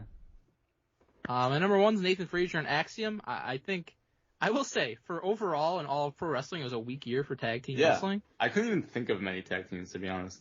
To me, I like had Frazier no and Axiom problem. are.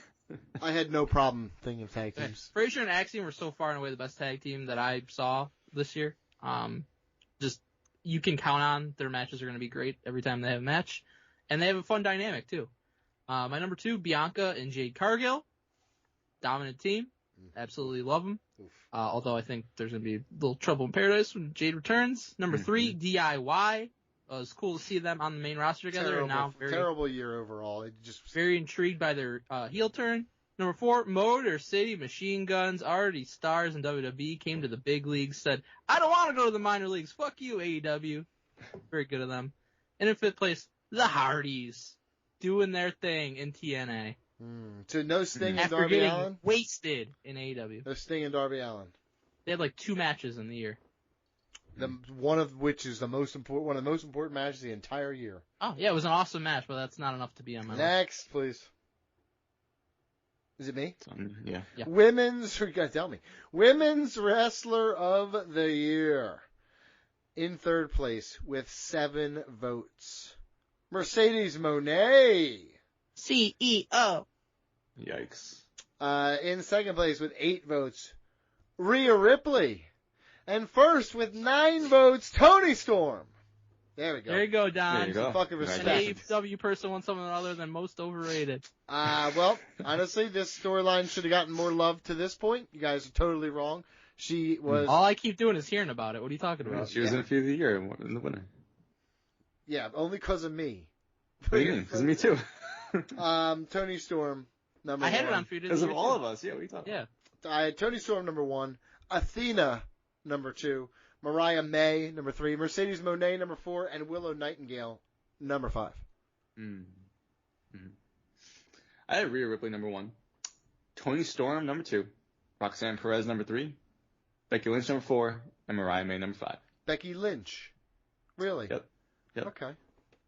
I think she was good when she was around, but It's a she did long leave time she very wasn't soon. around. Well, I guess it was half the year. Yep. Half year. My number 1, Mercedes Moné.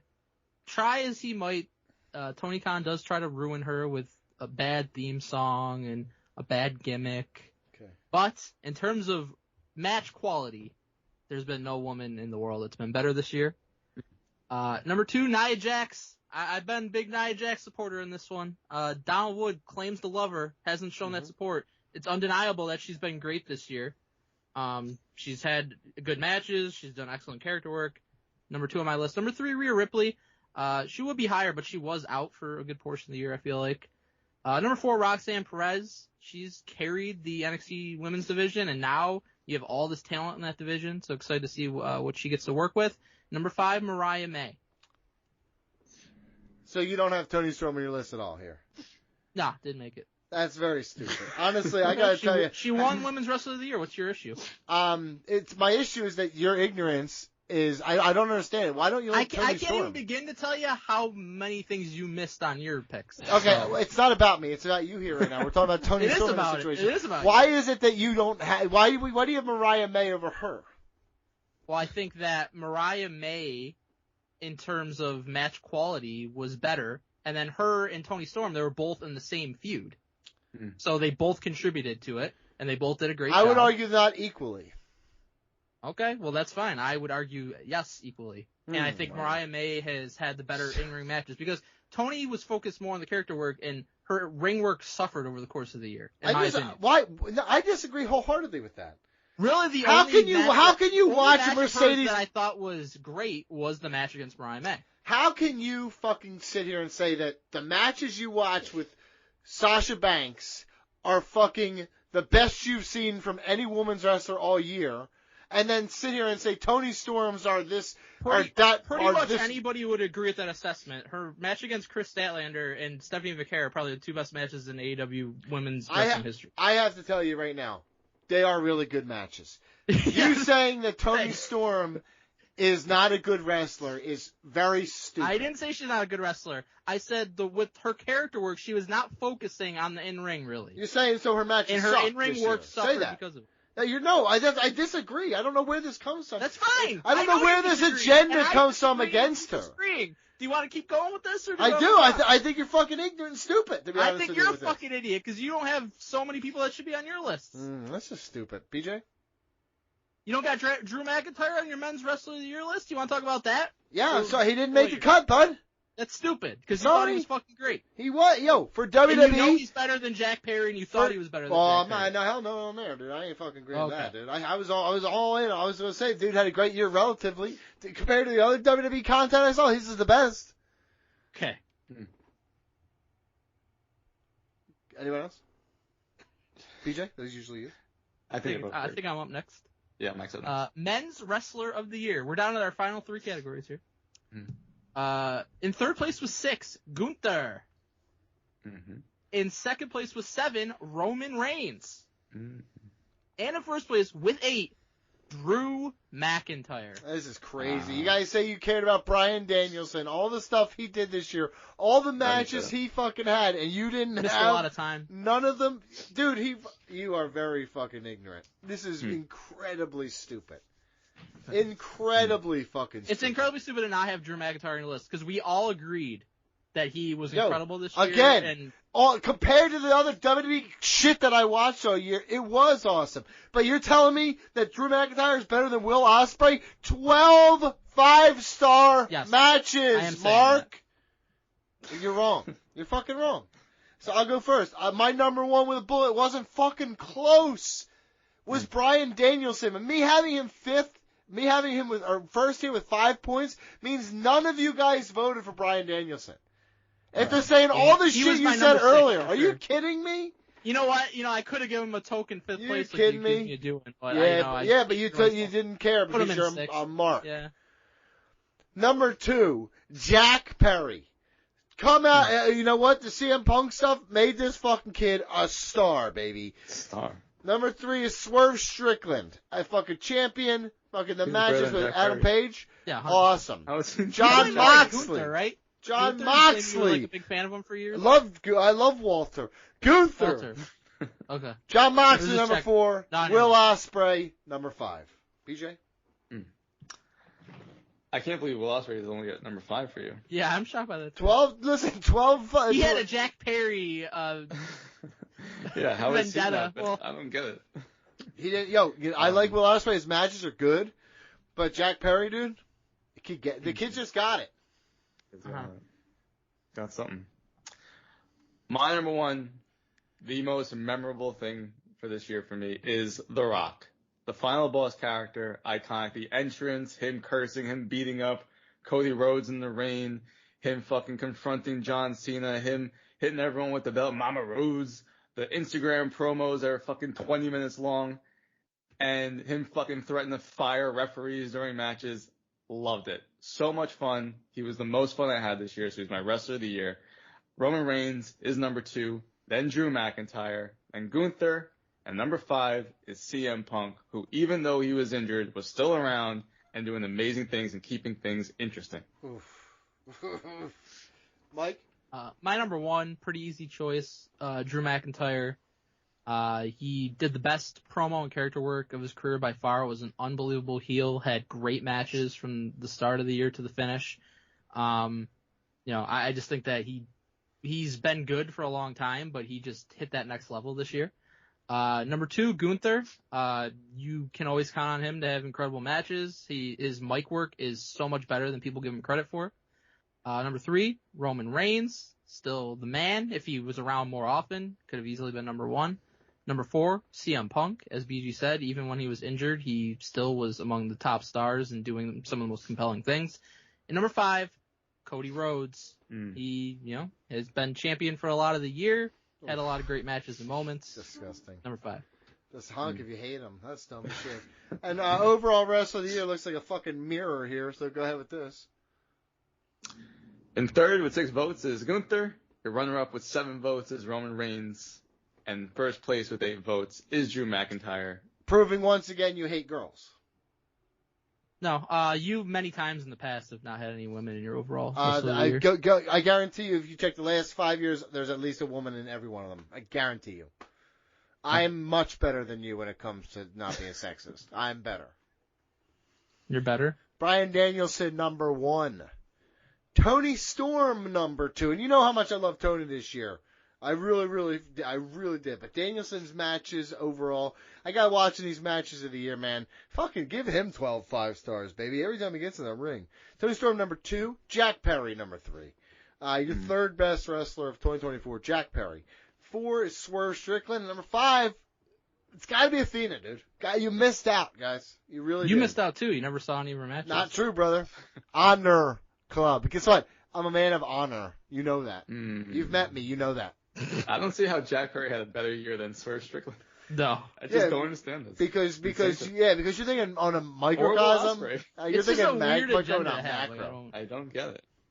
It's because you came on here and you're like, Jack Perry match of the year with Bryan Danielson. And we're like, what the fuck are you talking about? And then you had to fucking double down on it, triple down on it, quadruple down on it. How many fucking things has he voted for here? It's a lot, dude. It's a lot. Insane. Third best wrestler. It's really stupid. Third best. Hey! You like The Miz for all these years. I fucking let you have it, okay? The Miz is so much better. No, he's not. He couldn't hold Jack Perry's jock, brother. Jack Perry is to Donnie as what Will Ospreay is to Meltz. Well, my overall wrestler of the year, it's the same exact for men's wrestler of the year. The Rock, then Roman Reigns, then Drew McIntyre, then Gunther, then CM Punk. So you hate girls next? I was the same also. Drew, Gunther, Roman, Punk, and Cody. And I do want to say real quick, BG. Incel fucking... I get your choice on The Rock. Mm-hmm. He was one of the best things. I couldn't bring myself to put him in my top 5 because he literally had one match. That's fine. That was just my thinking on it. Cool. Or else he would. No one asked.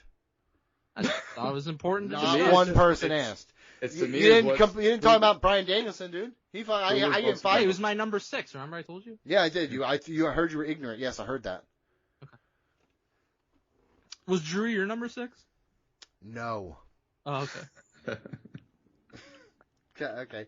And match of the year, we have 1, 2, oh my God. 3, 4, 5, 6 matches somehow in the top 3. This is not how numbers work. Number 3 with 4 points, Bryan Danielson versus Jack Perry. All out.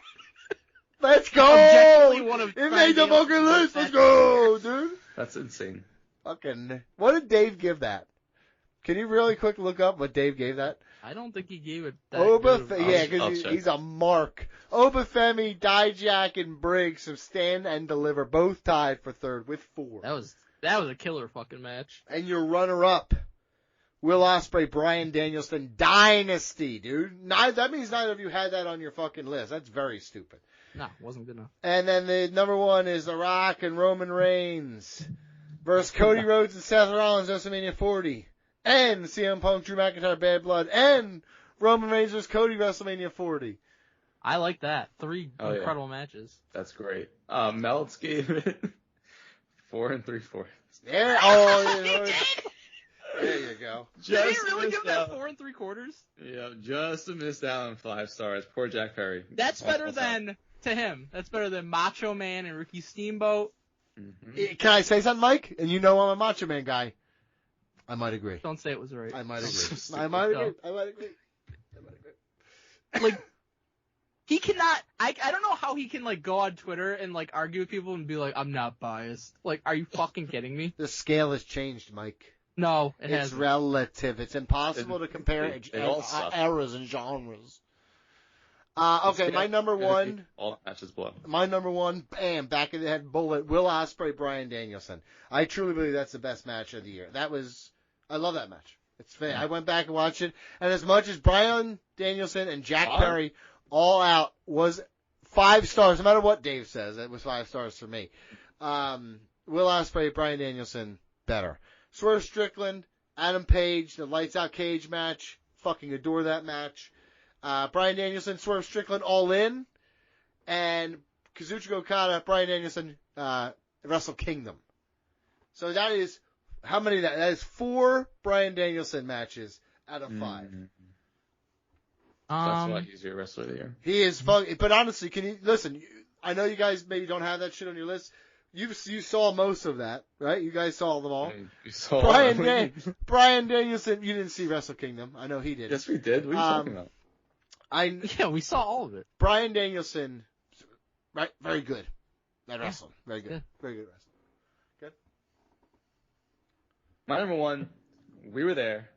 The Rock and Roll Reigns versus Cody Rhodes and Seth Rollins. Well, I wasn't there. In spirit, you were clapping your hands. I was at home laying in knees. bed like, I'm going to fucking bed. Fuck everybody. Yeah, that was upsetting. That match was fucking awesome. So much fun. Again, The Rock threatening to fire referees just gets me every time. Then Roman Reigns versus Cody Rhodes. The only reason for me it's not number 1 is because Cody Rhodes won. But the ending was insane. The match was very fun. Roman Reigns constantly talking shit. Love it. In the moment when we were there, I had more fun watching night 1 main event than night 2, despite the lack of interference from all the stars in night 1. Obviously, that's incredible in night 2, but for the match quality, I enjoyed night 1 more. Then number 3, CM Punk versus Drew McIntyre. We raved about it when it happened at Bad Blood. I'm surprised that Donnie doesn't have it. He said it was one of the best matches of the year. A great. It was one of the best matches of the year. Just number top 4. 5. We were there. Donnie refused to come with us. He would have had a great time at NXT Stand and Deliver. This was one of the most surprising matches of the year. Obafemi versus Dijak versus Briggs. And then number 5. You would have had a great match. You would have had a great time at fucking Kaiju. So yeah, it's mutual. Not the same match quality. But then number 5, kicking off WrestleMania, Rhea Ripley versus Becky Lynch. Fantastic. They were sick. It was cold out. They We crushed almost it. missed that match. Yeah. I saw it on a little TV. Yeah, we saw. Yeah, I had to watch the entrances on a little TV. Yep. I heard it walking away. Awesome match. The sad sounds of. I just want to say ladies. my runner-up, I just missed out because of CM Punk and Drew McIntyre. It was on here all year until that. Sami Zayn versus Gunther was fantastic at WrestleMania. Yeah, it was a great match. My number 1, CM Punk versus Drew McIntyre, Bad Blood, one of the best Hell in a Cell matches ever. The culmination of an awesome rivalry. Just absolutely loved it. Number 2, Roman versus Cody, WrestleMania 40. We were there.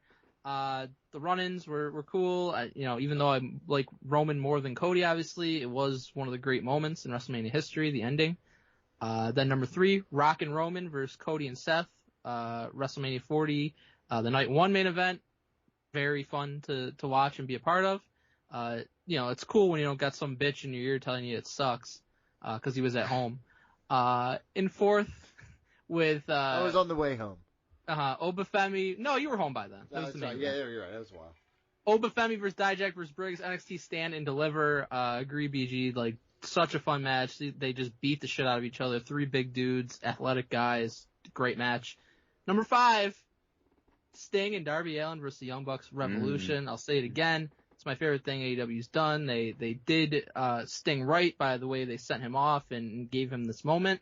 And it was a very fun match and emotional and great moment afterwards. Yeah. All right. Well, listen. That's the Rusties. That's the 2024 Rusty Awards. I will say this, guys. I added one more category. You ready for it? Oh no. Best friends. Number 1, you guys. Aww. Is everything else NA? I don't even believe that. Guess who's in second place? Joe Archie. You. Guess who's in first? Literally everybody else.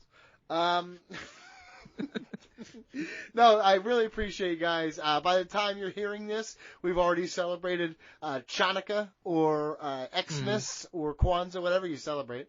Or if you don't celebrate anything, you're a heathen. But the idea is, I hope everybody had a great one. I hope, Mike, BJ, this will be the last time we talk. I hope you guys have a really great time this holiday season.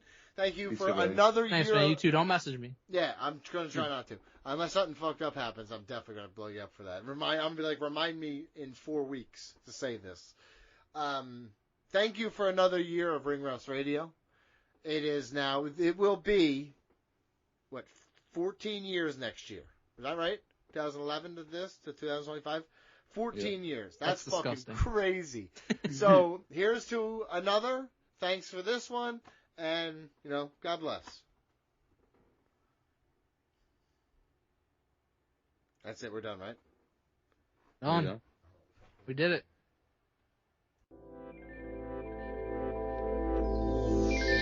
I dedicate this to the throwbacks. Like seeing the shirt in 06, ECW, one night stand, I won't hold back. Like take the Batista battle in the backlash, 07 to one man stand. We'll bring it back to the days of Lord Alfred Hayes, Hall and Nash invade, Hollywood drops the leg. They say the days of old are the best though. That's why we bring to you Ring Rust Retro. Let's go. It's time for another edition of Ring Rust Retro.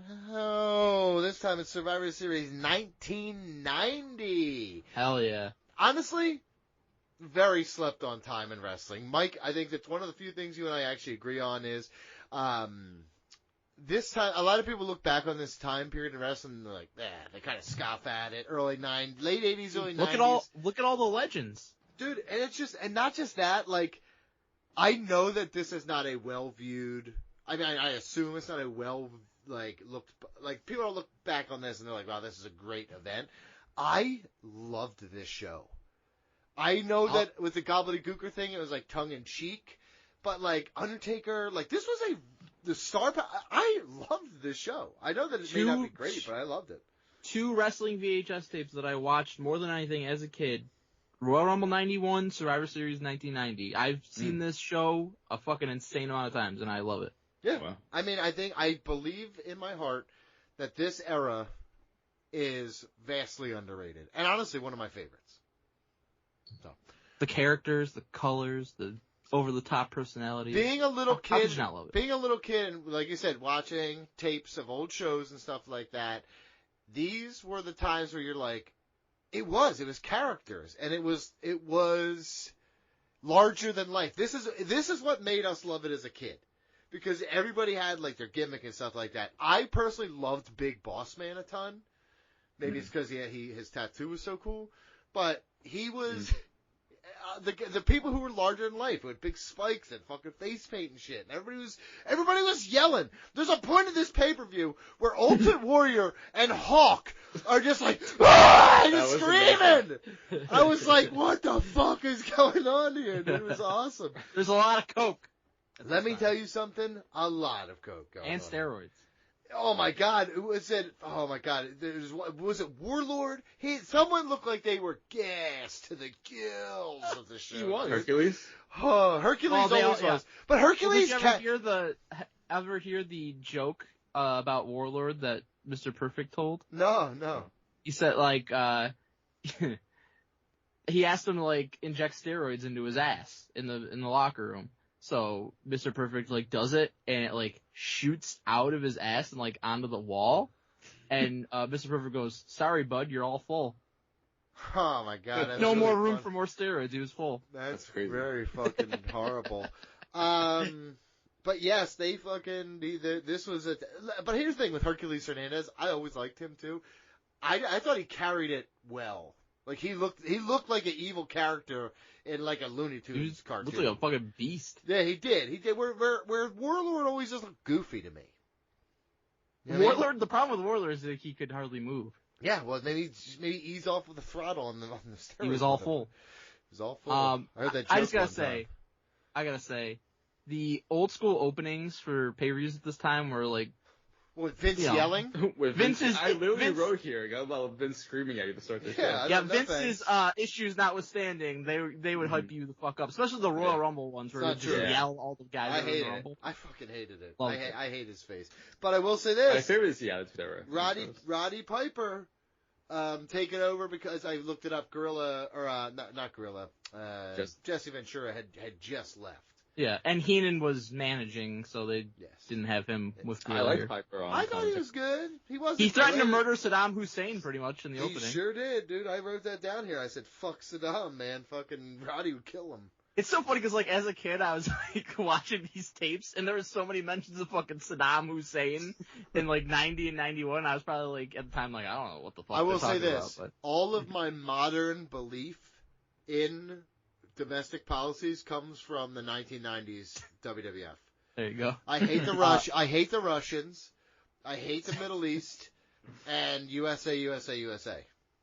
They need to bring back at least one traditional Survivor Series match per year and make sure the teams have cool-ass names like all the teams do on this card. And I will say this: this is the only year they did the grand finale thing, and I Yeah. kind of fucking loved it. I loved it also. I was like, what a always great thought it idea. was Why cool would as they do it fuck again? as a kid watching it, Mhm. and the one thing I'll say is, like, the logic behind it doesn't make a lot of sense, but I don't care. Yeah, I'm I not loved here. it. Listen, if I wanted logic, I'd watch professional sports. I'm watching wrestling here. I want theatrics.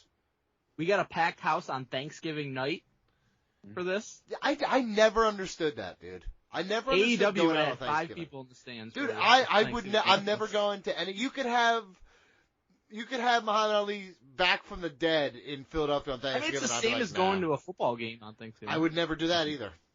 A lot of people do though. I know. I would never. I'm with my family. No, thank you. I think H3K should bring back that grand finale gimmick for a show. I'd be down for it. He listens. But He just- listens. Just have like a Yeah. slight explanation for like why it's heels versus baby faces. Mm-hmm. Like have a reason for them to be on those teams. No, you don't Yeah. have to. I'm actually I fine with like no that. reason. Just give me cool Um, names and I'll sacrifice story. First match, Mhm. the Perfect Team, which is Mr. Perfect and all 3 members of Demolition. This is me. This is my team against Mike's team, essentially here. Yes, it really is. Versus the Warriors, Ultimate Warrior, LOD, and the Texas Tornado. Bro, creaming good my team. pants for Mr. Perfect and Demolition. I will Holy say shit. that. I will say this. I literally my first note. Well, first off, they showed the egg before this. We didn't Yo, I mention. don't that- care what year it is. The egg is a Cadbury egg. fucking awful idea. Let me tell you something. The more I watch it back, The egg is iconic. it's an incredible moment in wrestling history. It's horrible, but it's fucking amazing. And I'm here for the chaos of all that shit. I said Mike comes buckets for Perfect Yep. Team. Yep. And then I marked, and then I start from that moment forward. I start marking out because everything is the names of the people in the group with an exclamation point, and then it gets to Ultimate Warrior, and I say I have a question mark. Dude, how clever He's is insane. How He clever is. is the Warriors? The Ultimate Warrior, the Road Warriors, and Kerry Von Erich, the modern day Warrior. Yep, it was Yeah. honestly love So it. cool. Very, very cool. And honestly, Texas Tornado in this match, why he's one of the best Intercontinental champions of all time. Did you There you know, go. real quick, did you know that he actually walked into this match with the championship, right, Mike? Uh-huh. he was not champion at this time. He had lost it on a house show pre-tape. change. Yep. Yeah. Yep. Mm-hmm. That happened a lot back then. I know. I always look for these little notes about. If you just Google, there's like little notes about the show. I've got a couple of them that are pretty cool in this one. That was a good one. I still can't believe that this was Demolition's ring gear. Yes. Oh, it was beautiful. It was awesome. And I mean, Unreal. Axe was fucking 60, like almost 60 years old at this point, wasn't he? I mean, I don't know about that. He was probably about 50, but I'll say this. Very rare for all three Demolition members to be in the same match, and this was Axe's last match in WWF, and did you notice, like, his hair? It was all feathery and beautiful instead of slick back like usual. Yeah. He basically said, like, he just didn't give a fuck anymore because he was on the way out, so he didn't slick it back, and he just had feathery, beautiful hair. He hated that outfit, too. He loved it. He did not. He said on several occasions, I listened. He's Fucking like, loved it. he thought he was being, they thought they were being embarrassed because that's what Vince thought Legion of Doom was. No! I don't know how many times I have to say this. They were not the Legion of Doom ripoff. Powers of Pain was very clearly the Legion of Doom ripoff. It's not true at all, dude. Come on. Yes, it was. They had the face paint. They had the same fucking, like, dude. long trunks. They were exactly them. You are so foolish. Mm. Mr. Perfect selling, fucking unreal in this match. Yeah, honestly, Stole the show. I loved Mr. Fuji as a kid. Maybe you could say it's racial stereotyping, but fucking, I loved him. Bobby Heenan was great too. Every part of this match, I actually thought one thing that happens throughout the night that I'll address here. There's a lot of countouts and a lot of disqualifications and stuff. But it was well done and well. You protect them and you keep the match moving. Yeah. You get the classic. They took out 4 guys in one fell swoop in this match. That's right. Yep. He's just like, whoop, that's it. This was a really fun Survivor Series match, so a good opener. This was always my favorite match on this card. Yeah, 100% the best match. 100% the best match. The show doesn't pick up from this, really. Well, there's a lot of moments for the rest of the show. There's moments throughout, but like this was the best match by far for me. Mr. Perfect is just such an incredible idea for a gimmick. Like, it wasn't a gimmick, brother. No, that was not. Kurt Hennig that was not a gimmick. His gimmick was like something else. I'm just saying, Mr. Perfect though. Did you ever hear the rumor? Again, I don't know how true these things are. I always like hearing about shit like this, but that they brought in Terry Taylor and he was originally supposed to be Mr. Perfect, but then they were able to sign Kurt Hennig from AWA and they made him Mr. Perfect, and fucking Terry Taylor got stuck with Red Rooster as his gimmick. Yeah, I heard the Red Rooster thing was like a rib on him because he was pissed off or something. I don't know. But I'll say this about Terry Taylor: he never would have fucking made Mr. Perfect. No, but I like Terry Taylor. I thought he was just like bad rap. He's a good hand. He was a good hand, but he's a good looking dude who's like, you could have made him into something. Nobody can do Mr. Perfect like Mr. Perfect. No. Warrior, the sole survivor here, was bullshit. Should have been Mr. Perfect. You knew what was going to happen. The only way this was going to work was you knew it. The only thing I literally just forgot was that I had to deal with Tito Santana as well. I was like, where the fuck did Tito Santana come from here? What are we even doing?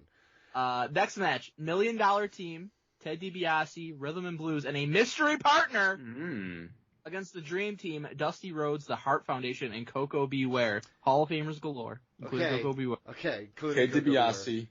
Great promo for this. Unbelievable promo. He does this multiple times in the show. Yeah. It's such the perfect heel gimmick. Unbelievable, and he plays it to perfection every time. He's one of the best. And seeing Dusty Rhodes post polka dots here, this is, and I love Dusty, and he's fantastic in this match. This is post polka dots or before? No, it's post. This is after the polka dots. In the midst of polka dots. No, he was done by this point. He wasn't wearing the polka dots. Well, not in this match. He didn't wear them. No, I'm pretty sure he was done wearing polka dots in WWF by this point. I thought we retroed an early wrestling. Like they literally had promo photos for like this pay-per-view, and he's wearing like a poncho with fucking polka dots on it. I think check every show after this. I'm pretty sure I thought that I read that he was done polka dots after this. Well, my first note here is holy shit, The Undertaker is so cool. Yeah, he is the mystery partners for his first ever appearance on TV. Very cool. It's interesting. That's not true. He was Kane the Undertaker on Saturday Night's Main Event or whatever it was. No, I think that was house shows that he was on. No, I'm looking it up. Like, they might have aired I'm not going to look it up. But this was the first time anybody actually saw him watching TV. It's interesting that they had him start the match. And I felt like when they did this that they should have had him run through the entire team by himself, and that would have really set him up to be a badass. Then later in the show, I realized about this whole grand finale. Yeah, and I was like, okay, makes sense. It worked out good because But- he got disqualified. He got counted out. But or whatever. otherwise, I was like, man, it would have been so cool if he ran through by himself the entire babyface team. Yeah, but then That we would wouldn't, make then it we a wouldn't have gotten monster Ted DiBiase and Bret Hart later on, which is awesome. That's true. By the way, very rare during this time for guys to get this type of debut. Like, so this was watching, a big deal. Lately, watching back a lot of early and mid-90s stuff, what would happen is either you'd get vignettes, and then you'd show up, or you'd just show up literally on fucking super, like, I'm watching 93 right now, they're just like, and up next is the debut of Adam Bomb. No mention of fucking Adam Bomb at all before. And he's just gonna show up and have a match. So that's usually how they did it, but on a pay-per-view as a mystery partner, eliminates Coco, eliminates Dusty, tries to murder Dusty outside of the ring. Mm-hmm. And that I like that. That's how they had him eliminated. Like, he doesn't fucking care about winning. He just wants to kill people. Yeah. I thought it was very cool. I really did like DiBiase and Bret. It's crazy. Bret Hart stole the fake knee injury thing from Eddie Guerrero. Well, I don't know how that's how time works. No, he stole. He always from used to Hector. play possum though in the matches. I always loved that. He stole from Hector, who was stuck in the egg the whole time. Stole from Stu. The OG Tombstone before they cared about spiking people on their heads was crazy. Yeah. It really looked like he fucking spiked Coco. Coco, he might have. They're like, we're gonna work him, brother. He really knew exactly what to call the move already. I was like, wow. Yep. And Piper's like, oh, that's what's called. That's good announcing is what that's called. Did you ever hear Undertaker talking about Scott Hall bitching about getting his arms crossed? No. No. Undertaker, He didn't like getting pinned that way? Undertaker said they were working so Reading is above Philly and then they go to Philly. So they're working Reading in the morning and Philly afternoon. And fucking he's working Scott Hall and Scott Hall's like, man, you're gonna make me look like a J-Brone putting my arms across, right? Like if you do that, right? So he was like a house show in Reading. So he stiffs him. He won't put his arms up. So you know what I mean for the thing. So he said somebody wised him up before he got to Philadelphia, but Undertaker was like, I already made up my choice. He was gonna fucking bend his arms. So he fucking said, he's like, it got timed to the Tombstone, and he said when he went to grab fucking Scott Hall's arms, they were already crossed for him. He said he didn't even fuck around. Smart. Yeah, it's very fun. The final two of this match was just probably the best pure wrestling on this entire show. DiBiase and Bret, so fucking good. You could tell they knew Bret was going to be a single star very soon by the way they were pushing him in this match. DiBiase reversing the momentum on the crossbody to get the pin. Honestly, Ted DiBiase. This is wrestling. Yeah, honestly, Ted DiBiase and Bret Hart, that period of time on this card was chef's kiss great. It makes me wish we got like a DiBiase versus Bret Hart singles feud. I was thinking about that during this. Mike, is 97 the first time Bret turned heel? No, he was a heel early, in the mid to late 80s, him and Neidhart, because Jimmy Hart was their manager. Yes. So. Yep. But it then wasn't a long period either. Well, that wasn't a He stretch. turned face probably 1990 or 1989, and then he was babyface, until 97. Wow. It's quite the run. Yep. But yeah, I felt that also as far as he's the last one here. They clearly see something in Bret, which was the right choice. Correct. Big time. Yes. Big time. Next we get the Vipers, which is Jake the Snake Roberts, the Rockers, and Jimmy Snuka, versus the Visionaries, Rick the Model Martel, Power and Glory, and the Warlord. Mm-hmm. Before this match starts, Yes. Jake the Snake promo. Yes. Which I really enjoyed. In the shower. In the shower, because Damien likes the wetness. Yeah, they said. That's a good snake owner. That's a great. He was not a good snake owner. This is before he pretended it was his dong. Hold on, real quick. I actually have a note here about the previous match. Shane McMahon spotting. Oh yeah, yep. He would pop up as a referee every now and then. An outside referee or something like that. Yep. That's because that's how Vince had to work his way up. His dad made him do that, so he made Shane do the same thing, basically. He always did. I really like that they had the promo right before the match. Yeah, they did this with most of the matches, and it was and I good really build enjoyed up. that. They did a great job with the booking, because like the main like captains of all these teams had a fucking issue with each other. They were feuding, and then even they had some other of the secondary, Hulk woven and in. Animal and Axe Smash. That was Right. that was a They thing had at the time. all kinds of shit woven in. It was like perfectly done. It really was. What they did was the show they took, had good pacing. Yeah. Mm-hmm. This was, like I said, in retrospect, we talk about like the ideal parameters of an event that we like. It's because of this kind of stuff that we, I mean, it's like when you tell a story, like everybody's got something to do, but there's a reason why things happen. Almost a reason for everything happening. Mike, was Shawn Michaels dyeing his hair at this time? It was very blonde, so potentially. I said there's at least 2 murderers in this match. Dude, Jimmy Snuka I wrote here, he's massive. Yeah, he was on the fucking gas for sure at this point. Because he was not like this earlier. Yeah. He came back. He was gone for quite a long time, probably to wait out the murder. And then he came back for like a year or 2. He put over Undertaker in his first WrestleMania match. And then where'd he go? Where did Jimmy Snuka go? ECW. He went to ECW, Eastern That's Championship Wrestling. a safe haven for murderers and degenerates. Well, I was going to say, I said there's 2. There's at least 3 murderers in this fucking match, actually. Who, Jake the Snake? Oh, you think it's Jimmy Snuka murdered. Marty Jannetty said he killed that guy. Oh yeah, Marty Jannetty did say that. And Shawn Michaels killed Chris Candido. You're lie about Shawn Michaels. I love the Jake the Snake model storyline with Rick Martel fucking blinding him with the arrogance spray. Rick Martel, criminally underrated. They gave Jake the all-white contact. Yeah, so criminally underrated Rick Martel. That's true. I actually loved Rick Martel. And the bottle of arrogance he was such a good heel. Rick Martel was a massive top star in Canada. NWA. He was the world champion. And because he was French Canadian or whatever, and the fucking Canadians loved him out of Minnesota. Look at me, I'm the model. What was the dude from Hernandez, right? Remember him from Florida? Or no, that was Texas. WCCW. Gino Hernandez? Hernandez. Texas. Yeah. Real quick. You wouldn't know it by looking at him, and Donnie already disparaged his good name. The Warlord is a very nice man. I met him recently at Nickel City Con because I got his autograph in Barbarian. What word did you just say? It's like a Comic-Con. What was the Buffalo, name again? Nickel City Con. Nickel City. Okay, all right. Nickel City. For the first time ever, they had a fall one. They always have a summer one, but they had Demolition and Powers. It smelled too bad last time, and they're like, "Fuck this, dude." But me and Warlord had a nice long conversation. He was talking to me about football. Whoa. This is a sweetheart. No one else was there? No, I was the only one in the line for both Powers of Pain and Demolition. It was awesome. Not like when I met Sting and it was like a fucking hour and a half. What's his body look like after all those years of damage? Actually, I mean, not like as muscular, obviously, but he's still like for an old man looks ripped. You know what I mean? He's only 62. Yeah, looks good. That's great. That's great. He's a sweetheart. He's from Minnesota too. Yeah. My Vikings are doing real good. He should have been like, my friend loves the Eagles. Fuck you. Did you know in 1991? No, I don't mention.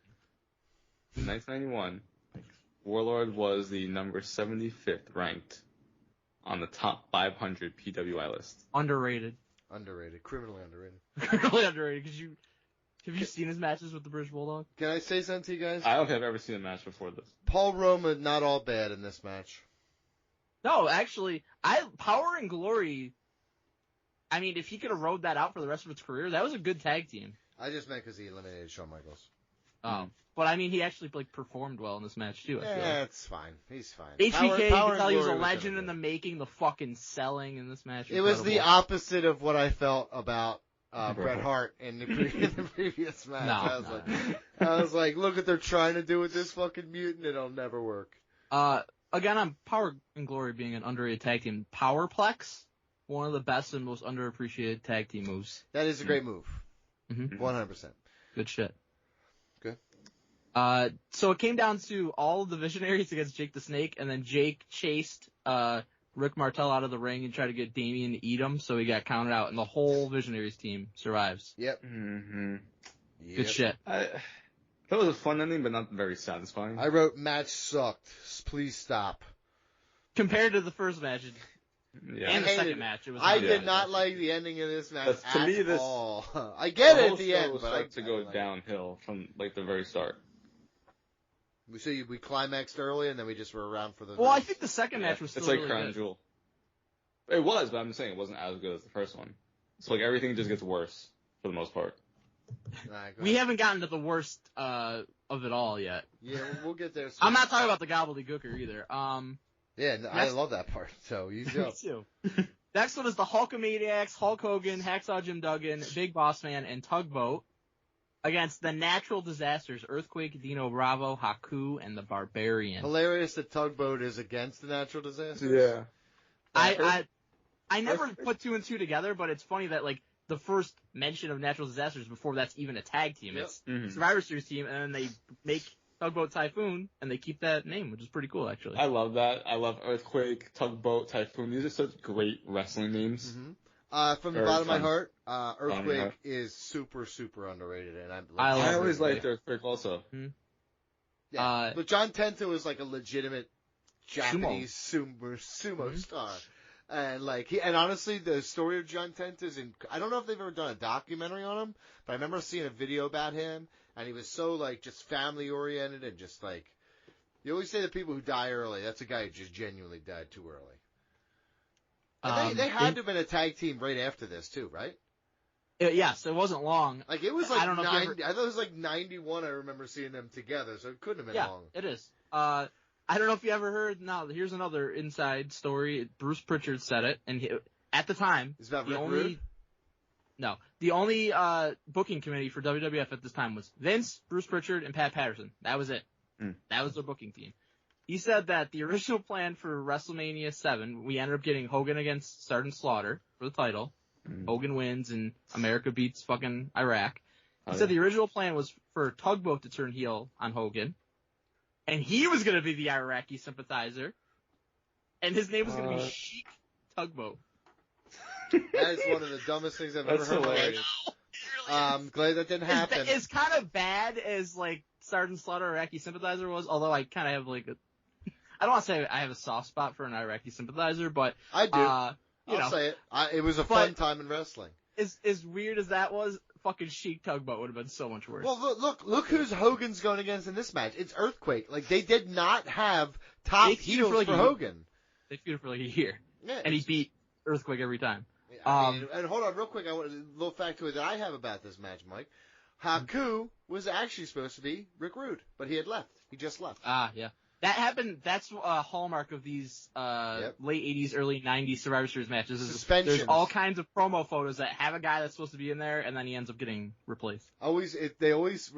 That's what Paul Tunney was. Everybody was Jack Tunney? Jack Tunney suspended. They would say Rick Rude is suspended. On the $1 Million Team, there was not originally a mystery partner. It was going to be Bad News Brown, but he left. See, there you go. And then we got Undertaker. Happy circumstances. Yeah. They made poor Tugboat look like such a fucking geek with that little hat. Dude, Yeah. I will say this. I love Typhoon, though. Typhoon! Typhoon. I agree. I love agree. I like both Typhoon. of them. Typhoon was fun. I used to like when Bobby the Brain, like after Typhoon and Earthquake turned babyface, he would call Typhoon Buffoon. Yeah, that's true. I do remember that. Also, I do remember. Was it you guys who sent me a clip of Bobby Heenan talking? He's like, "Look, that those two ladies are wearing the same dress," and he's like, "Oh, that's just one big lady." Yeah. I was dying. I was dying. It's kind of wild that Barbarian gets to the final two of this against Hogan because he was just always a mid card guy. So Yeah, that's honestly interesting. though, I always liked Barbarian a lot more than Warlord. Barbarian could move a lot Yeah, better. he was actually like an athlete. Wasn't he like Tongan or something too? He was. Yeah, really he's just Tongan. Royal Rumble 91. He has actually kind of a good match against Big Boss Man on that card. He was not bad. I remember liking Yeah. the Barbarian. They do the Royal Rumble promo right after this match. After Hogan wins, just to let you know he was going to win that one too. Yep, he was just making Tongan. sure. Yep. Donnie, you know who the niece is of the Barbarian? I do. Tamina. Lady Mike? Kappa. Yep. Oh, that's right. I do remember that, actually. Yeah, I do. She did. By the way, leaving this just without context, Hulk Hogan's team, all white guys. Well, I'll say this. Hulk Hogan loves the United States, which, let's go USA, USA, USA. He volunteered his whole team to go to the Middle East and murder Saddam Hussein, and none of them were seemed like they're that cool with it, like, but he just volunteered I'm not them. really sure I really need to do that. But really, really quick, watching a Hogan match back is like watching a John Cena match. Dude, it's the same thing every time. I know. It's like peak John Cena when he was at his fucking absolute most unbearable. Mm-hmm. It is the same feeling I get for the Hogan stuff. It is. Yep. It is so fucking awful. I legitimately hate it now. Watching. And the difference is watching the Hogan shit as a kid, I liked it, but then when I was watching Cena in fucking 2012, I'm like, this fucking blows. I hate Superman. I hate Mickey Mouse. Like, this shit sucks, dude. BJ real quiet on that side. In the post-match, Hogan wipes his sweat on someone's sign and throws it back to them. First off, that's what they did in Japan. He's from Japan, pretty much.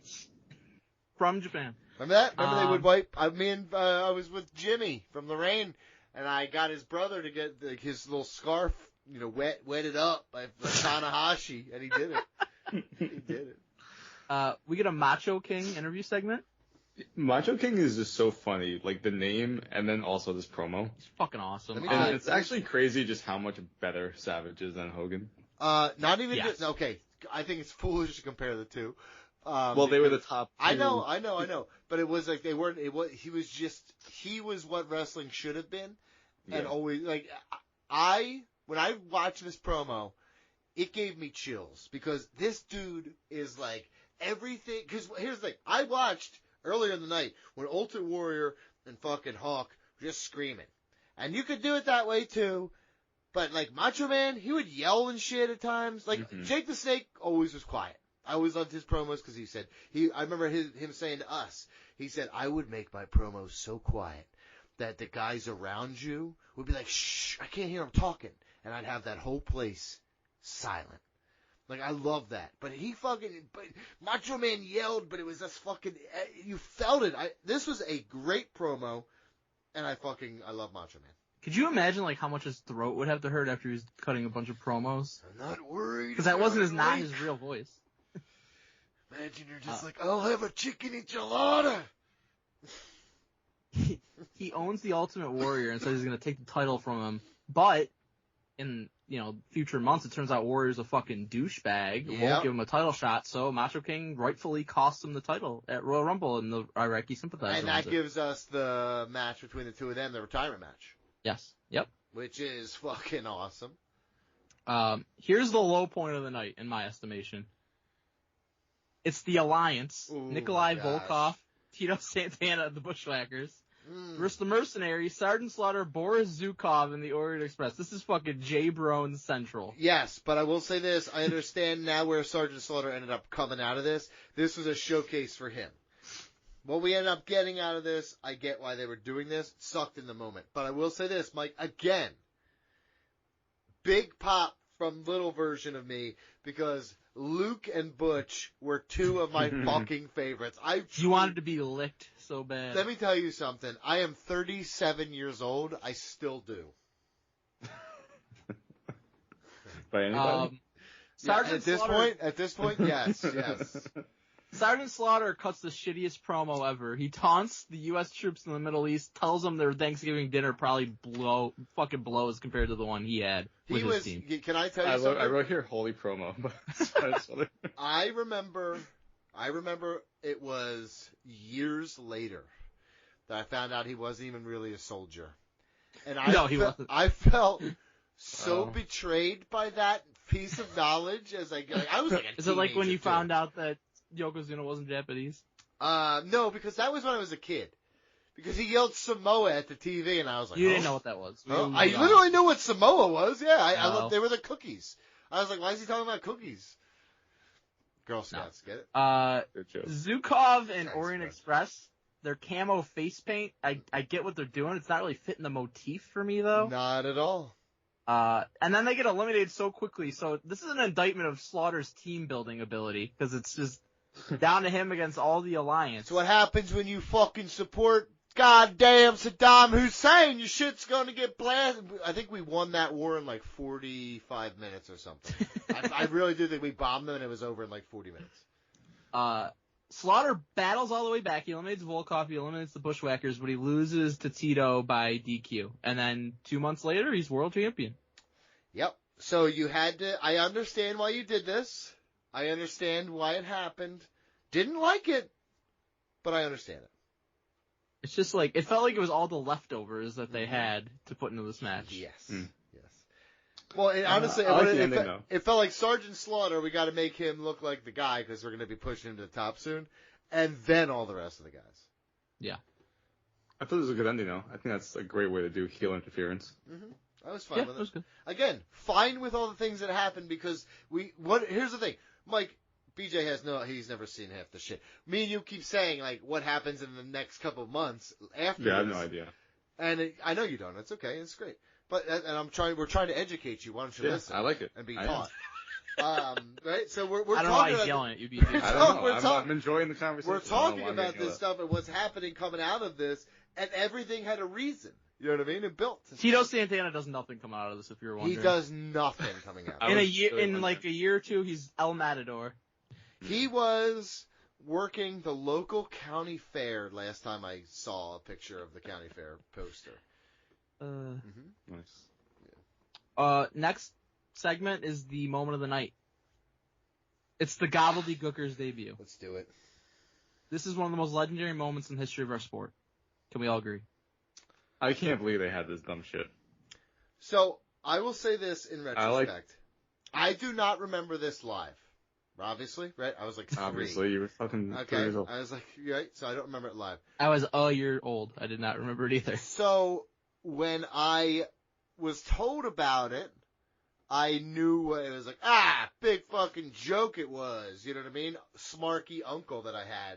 Everything was already through that lens.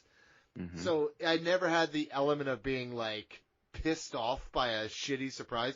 Let's say this, if I'm going to watch an AEW show and then like, we're going to crack open this daiquiri and inside the daiquiri it's just like a fucking squirrel and they're like, it's a wrestler, it's dressed like a squirrel. I'd be like, fuck yeah, this is great because it's AEW. But in my heart, I'd be like, this is one of the dumbest shits ever. I can't believe I watched this. I'd be furious. But looking back at it through the lens of like, I know what it is, and I look at it like it's funny now. So I don't have any ill will towards it. So I don't know why people do. I like that we had a bunch of smarks in the crowd booing it immediately, and I can't believe how much time it wasted. Yeah. It is funny, like the crowd instantly went mild when the fucking egg opened and it was the Gobbledygooker. I will say this, Mean Gene putting it over real hard before him. He's selling the fuck out of it, and then he hits fucking Hector Guerrero with one of my favorite lines ever. He's like, look at this thing. He's got legs like my mother-in-law. I laughed. He also understands how to speak turkey because he knows his name is the Gobbledygooker when he's speaking to him. Again, a huge part of this show that we haven't mentioned enough, Mean Gene Okerlund. Absolutely. Greatest of all time. Great. And honestly, when WCW got him, it was one of the reasons why I love that show so much. He was still great. He was. And then you had Bobby the He's Brain. like one of the only good things about it. You shut your stupid mouth. I've always wondered what people thought was going to be in the egg. Mm-hmm. Did you ever find out? Did you look it up on the message boards? Well, yeah, I got a theory. The only theory I've ever seen was people thought maybe Ric Flair because there was speculation of him jumping ship at the time. Could you imagine if Ric Flair came out of an egg?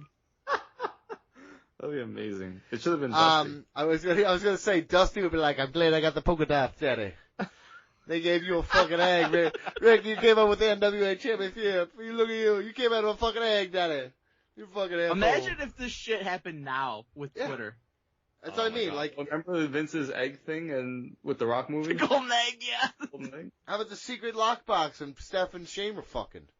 That was not as bad as this. Anyways, we get a fucking Mean Gene and Gooker dance number. Mm-hmm. Looks like Mean Gene breaks every bone and pulls every muscle in his body. Excuse lastly, me, I'm not gonna sit here and let you slander him. He looked like he could still pound through a few bar sluts tonight. Let's ease up on that throttle a little bit, dude. Yeah. Last thing I want to say about this, I wonder if Vince had additional plans for the Gooker before the fans shit all over it. Like, was he gonna wrestle? Because it was a legitimate wrestler in the. Yeah, it was Hector Guerrero. It's Eddie Guerrero's older brother. Yeah. He should have had him get killed by the Undertaker in a match and written him off. Or right then.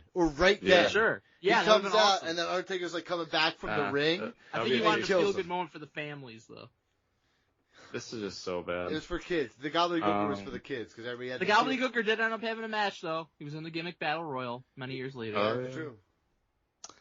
I wrote here, Ted DiBiase is a lot better than Hulk Hogan, also.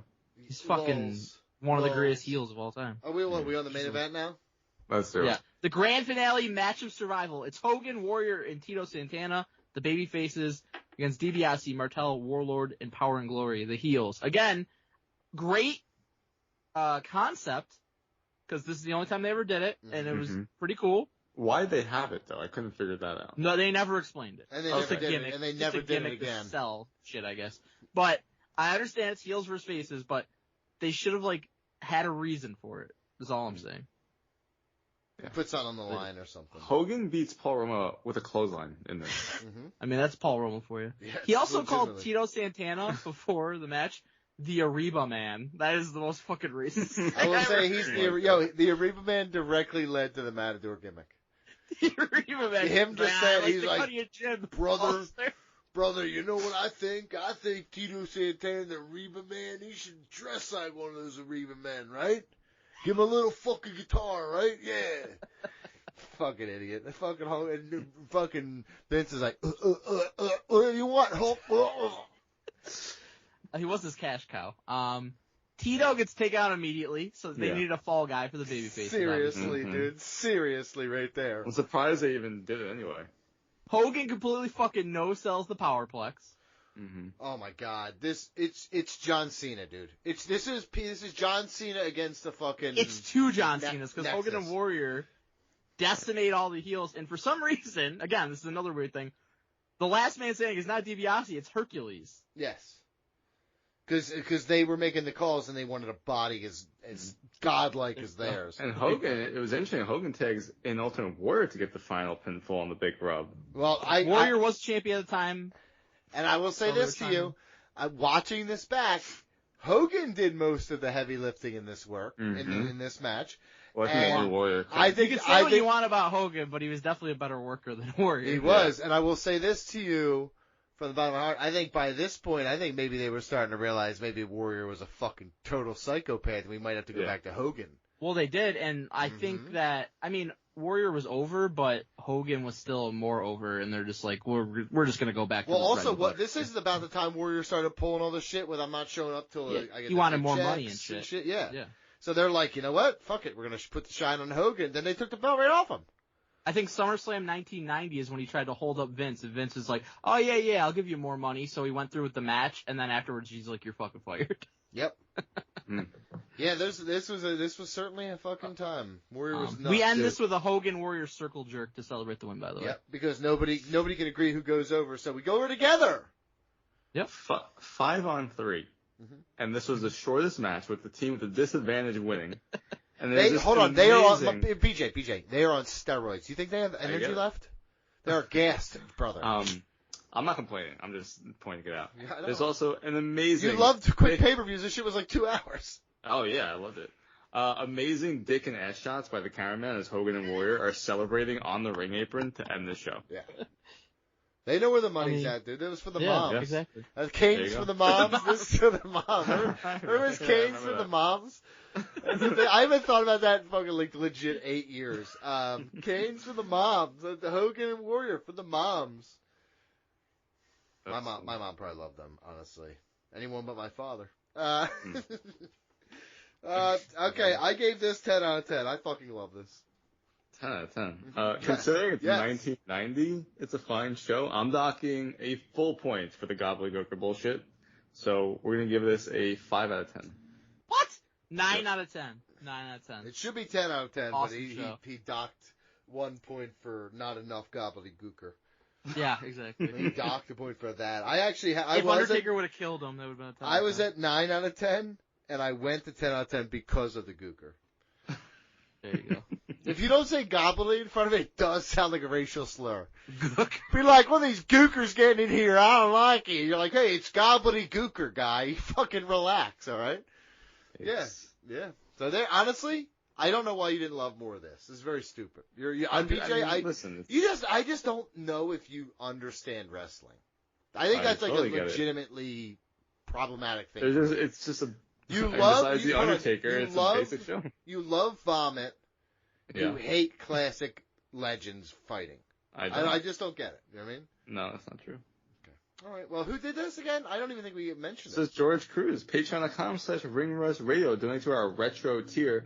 We'll review anything with a wrestler involved at this point. Honestly, though, Honestly, even if it's a wrestler that's not involved and you'll pay us to watch something, we're going to do it. I'm going to request this now for the people listening. Give us wrestling from this time period. I'm having fun watching it again. You know what I mean? I'm down, or ECW shows from the 90s, or Lucha Underground episodes and shit. Like, let's get some good shit again, because, like, I'm having to watch this at work, and it's like, sometimes it's a burden, right? It makes life harder for me. When I watched this, I was like, man, I like this. Man, I like this. So it made it easier. So please. Or Jeff Hardy's CD. No. Yeah. Let's go Not on. Peroxygen.